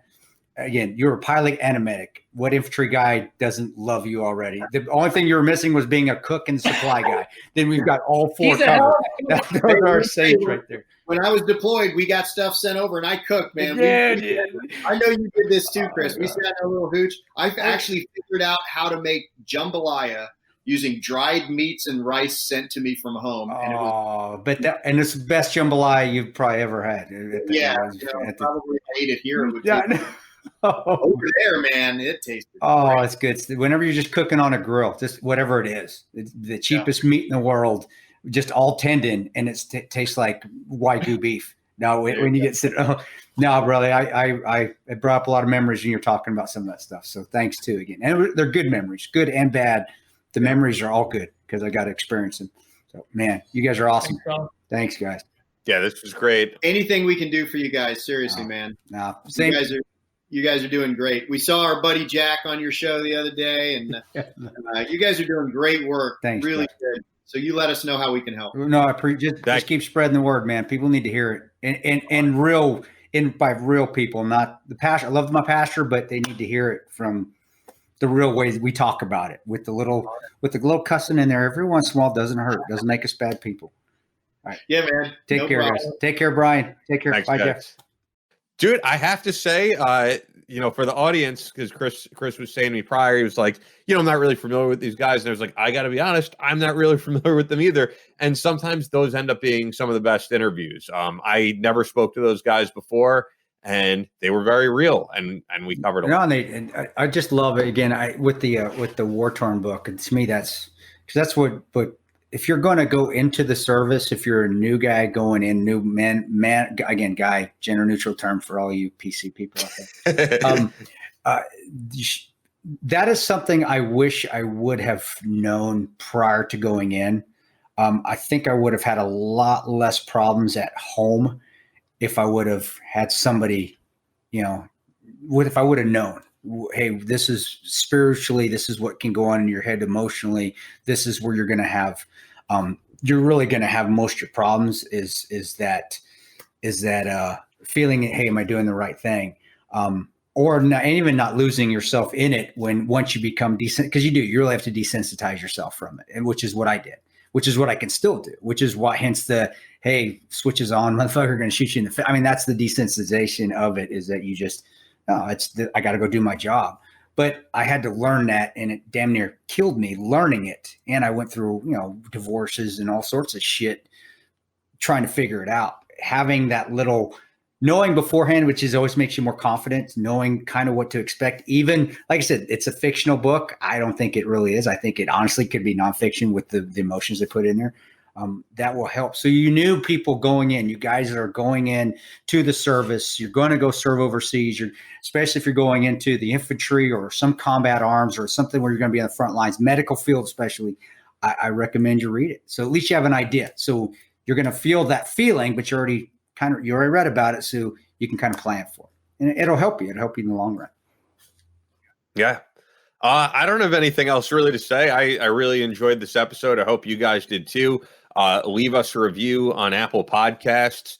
And yeah, wrapping things up here, as always, Fort Scott Munitions is a manufacturer of multi-federal patented solid copper and brass CNC spun ammunition that is designed to tumble upon impact in soft tissue, leaving devastating wound channels for faster bleed out and quicker incapacitation. This ammunition was originally developed to innovate and improve on the standard of military-grade ammunition design. It was found that not only did the TUI ammunition outperform competitors in the self-defense industry, but it quickly became apparent that it would be a top contender for hunters alike. With the ammunition being CNC spun, the tolerances are some of the tightest on the market, ensuring that you receive the same results with each pull of the trigger. I always get messages of people saying, I forgot to put the promo code in, and I didn't get a discount. So I'm reminding you, and it's in our description. Fort Scott Munitions, yes, it's available in all 50 states. And I don't know if you're seeing the same thing around you. Side note, just gun stores on Long Island, I am seeing lines, crazy line. Yeah, I and that's another thing the news says. Going into that, the version 2 of the Tunnels Toolbox actually coming out today. I'll have it up on my website today if people want to purchase this. ChrisTantoPronto.com. And if you sign up for emails or even on, Battleline emails, so forth, you'll get it. But are you seeing that same thing though? I mean, there's the lines out the door for the COVID testing, and then there's the lines out the door for a gun store. Yeah, seeing both just everywhere I go. And I'm the same as you. I really don't know what they're saying on the news right now, but I'm sure it has something to do with that. But gun sales were crazy anyway. But in Long Island, bro, yeah, I don't see it here in the Midwest, but guns are pretty prevalent in the Midwest with most law-abiding gun citizens here. But it doesn't shock me, no, with what's going on. Yeah. And then somebody I saw, even in the freezing cold and in the rain on some days, I just have driven by actually the gun store in Hempstead, New York, and I see huge lines. I will get more into it because I want to make sure people go ahead. I'm sorry, brother. Go ahead. It's fine. FortScottMunitions.com, guys, and it's exclusive promo code Battleline for 15% off your order. Only available to our listeners. Back to what you were saying. I'm seeing it everywhere I go, and I know people are trying to buy ammo, as we've seen from Fort Scott. I get it. I mean, it's good for us. I'll tell you that. I'm very glad we have ammo sponsors. I love it. And people, you watch the news, you see they want to get you spun up. Who knows still. Who knows still who won the election? I'll be honest, I don't even care to think that there wasn't shenanigans going on with the election. I think you have to have your head in the sand. But on the other side too, Jesus, I mean, what did you expect? But we're not going to get into that. But I think people still believe that if Biden actually is the president and becomes in charge, they're going to put all these damn gun laws in, and then they're talking about what it's possible, but I also think there's so many other things going on right now that it's going to be very hard for them to make that a priority. Well, I think most people's priorities right now are like COVID, unemployment, and I think if they make guns a priority, the average American is going to be like, really, this is the priority, and you still have plenty of Republicans because they're on the Senate and representatives, so it's damn near. But anyway, I just think it's due to panic again, and man, I don't know what to tell you guys. I think we're fine. But then again, I have a lot of guns, but I had them before, so to me, I don't think I need to get my gun to defend myself. That's part of my recreation. That's what I enjoy doing. But it doesn't shock me though, Ian. So I can't say good or bad because I am a 2A supporter of lawful gun ownership. Of course. And we all. And I do believe that there should be stringent requirements to get a gun. That's one thing I will disagree with some parts of the NRA with how we got to make it looser. The background check, and they already do them. The background checks are there. They've never said no background checks, but even being more stringent or setting an age requirement for them. But that being said, again, having a gun's everybody's God given right. That's what it states in the Constitution. So if there's lines out the door, for whatever reason, and if you're going to buy a gun, get Tano's toolbox. There, I had to throw it in there, but it doesn't scare. It doesn't worry me. It doesn't panic me. Of course you're not. No. Nah, you don't get that way either because you have common sense. It's just when people don't have that common sense and then they panic and they do panic buying. Guys don't, but.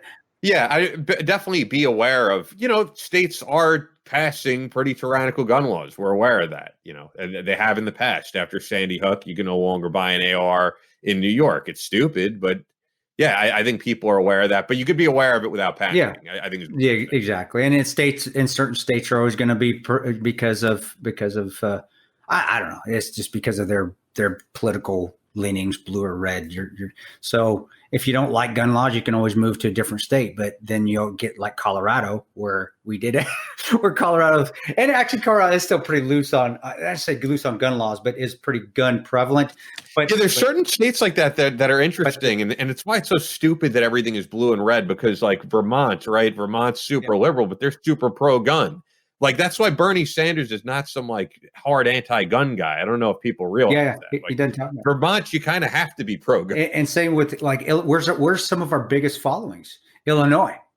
And the city of Illinois. The city of Chicago is extremely anti-gun. Even there's probably more guns there than anywhere else. Good job, Mayor. Nice job, Chicago.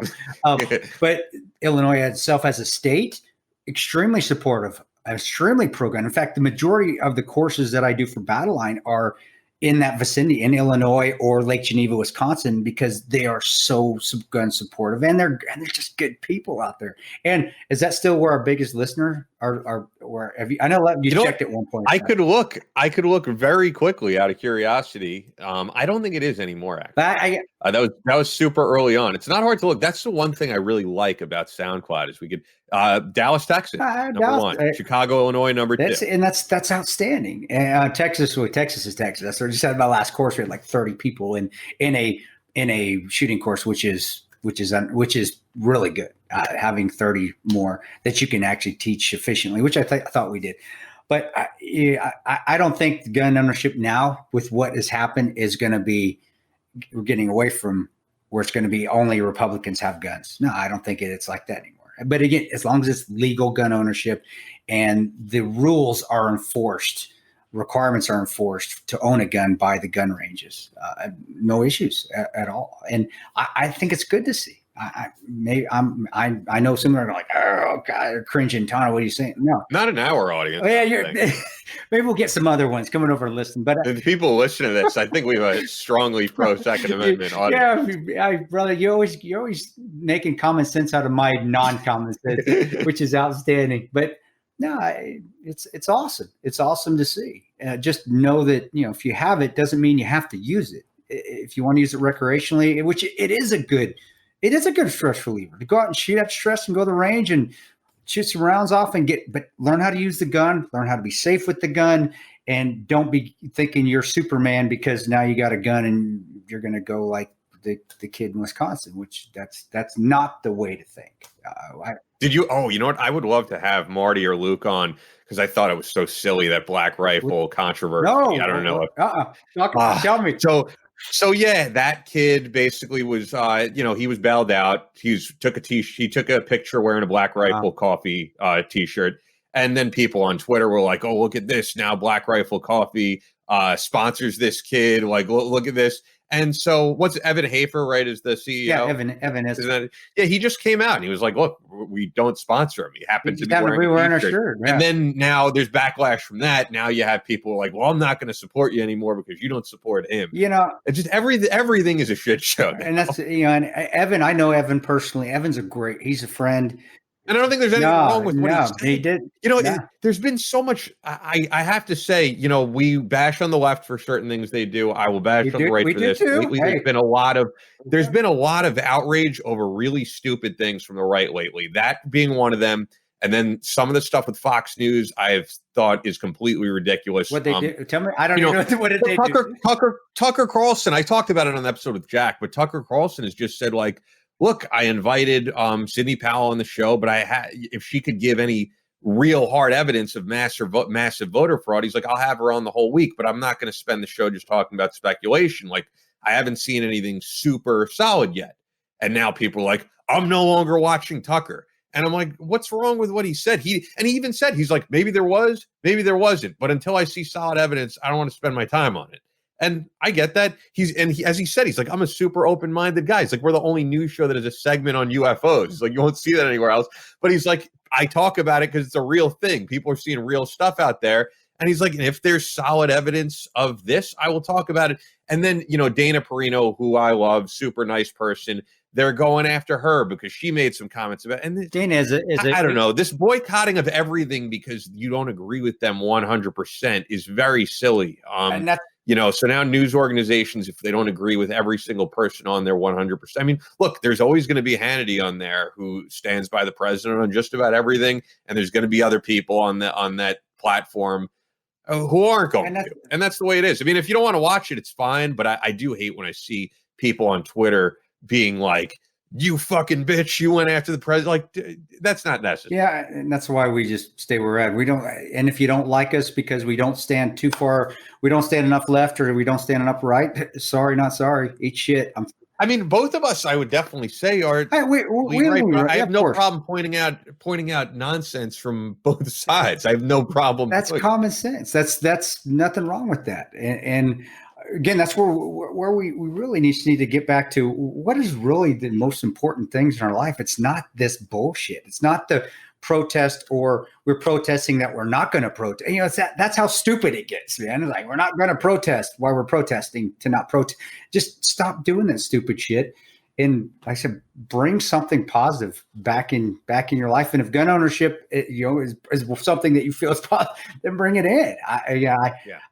Or what? Right. Again, that's why I love this episode. The writing, the being a writer, having something, an outlet, and knowing. And that was great advice that they had. I'm kind of switching it up a little bit, but with the publishers, I agree with them on that. You're going to be paying the publishers money on your book, but gosh, what you get for that, the editors is amazing. So, but giving good advice like we do on the podcast of, hey, get away from that and do this. But if you're going to do this, know that it's going to be a little bit of work, and being honest and real about it. And that's where, again, this is just another vote for me to turn that news off, because I didn't know any of that you just told me. Had no idea. And guess what? My life is, it's fantastic. And I'm glad you told me, because I'm not a Black Rifle Coffee drinker. I don't wear their stuff. I honestly, I don't really care for the coffee. You're an everyday grind. I do. I love everyday grind. I don't really care for Black Rifle Coffee. But that being said, Evan and Matt are friends. Evan and I worked together on contracts before this even happened. Evan is a tremendous individual.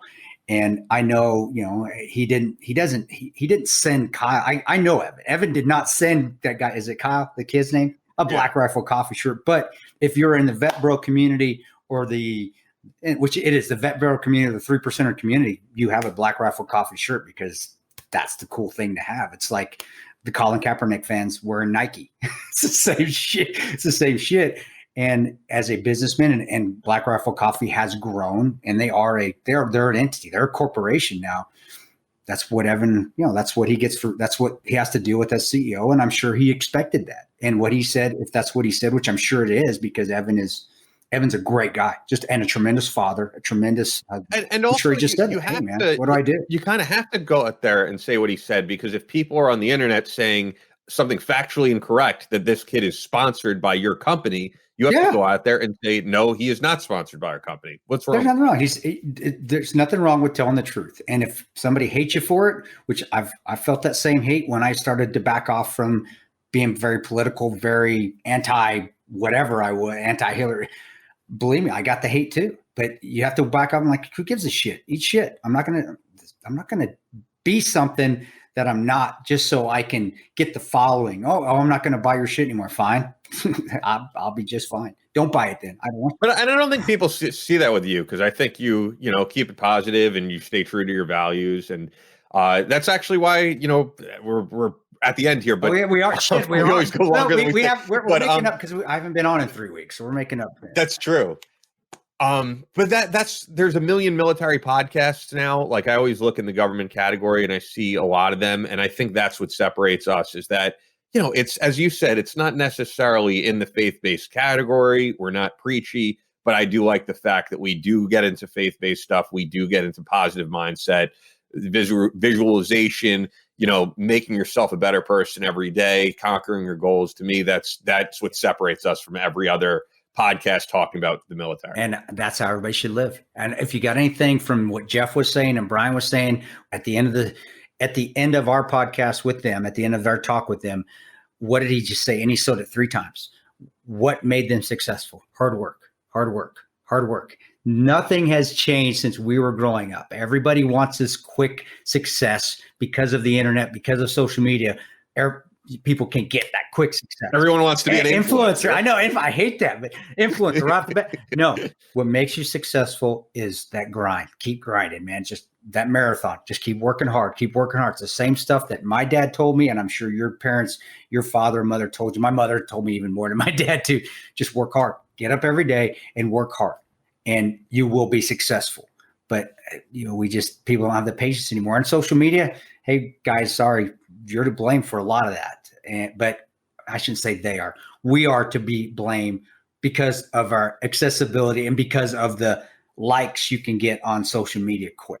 Oh yeah. But you remember people used to say, even in my lifetime, you're not going to get by just being good looking or whatever. Now you are.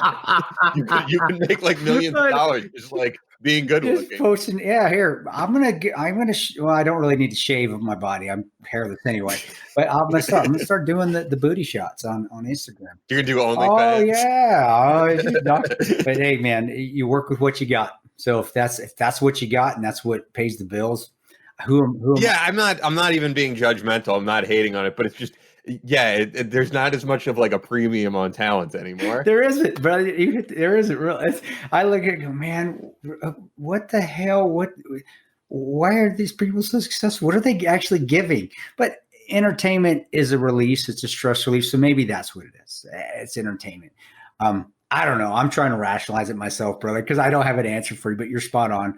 But to me, again, hard work, getting up every day is really what makes people successful. I even think you could probably say the Jersey Shore kids that are extremely successful. I bet you if you went behind the scenes, you'd see probably a lot of hard work behind the scenes after the jackassery in the beginning because it was new. But it was a fun show. It was. I'm not gonna lie. But now, for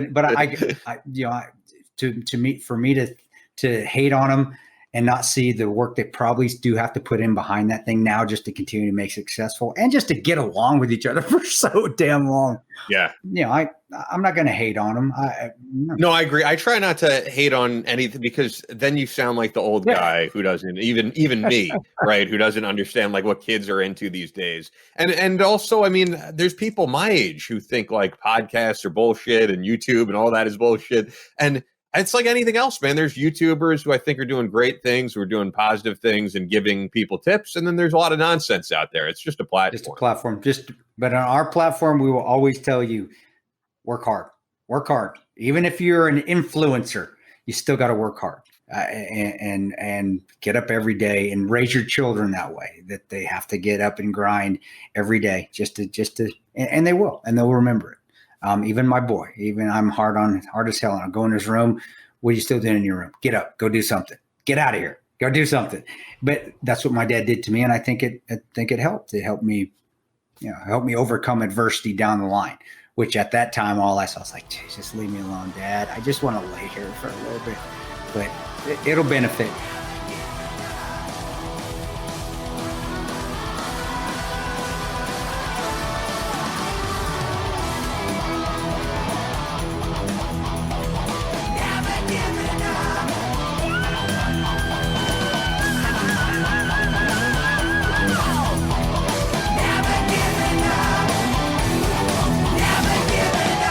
That's all for this episode of the Battleline Podcast, but we'll be back on Monday with more American straight talk.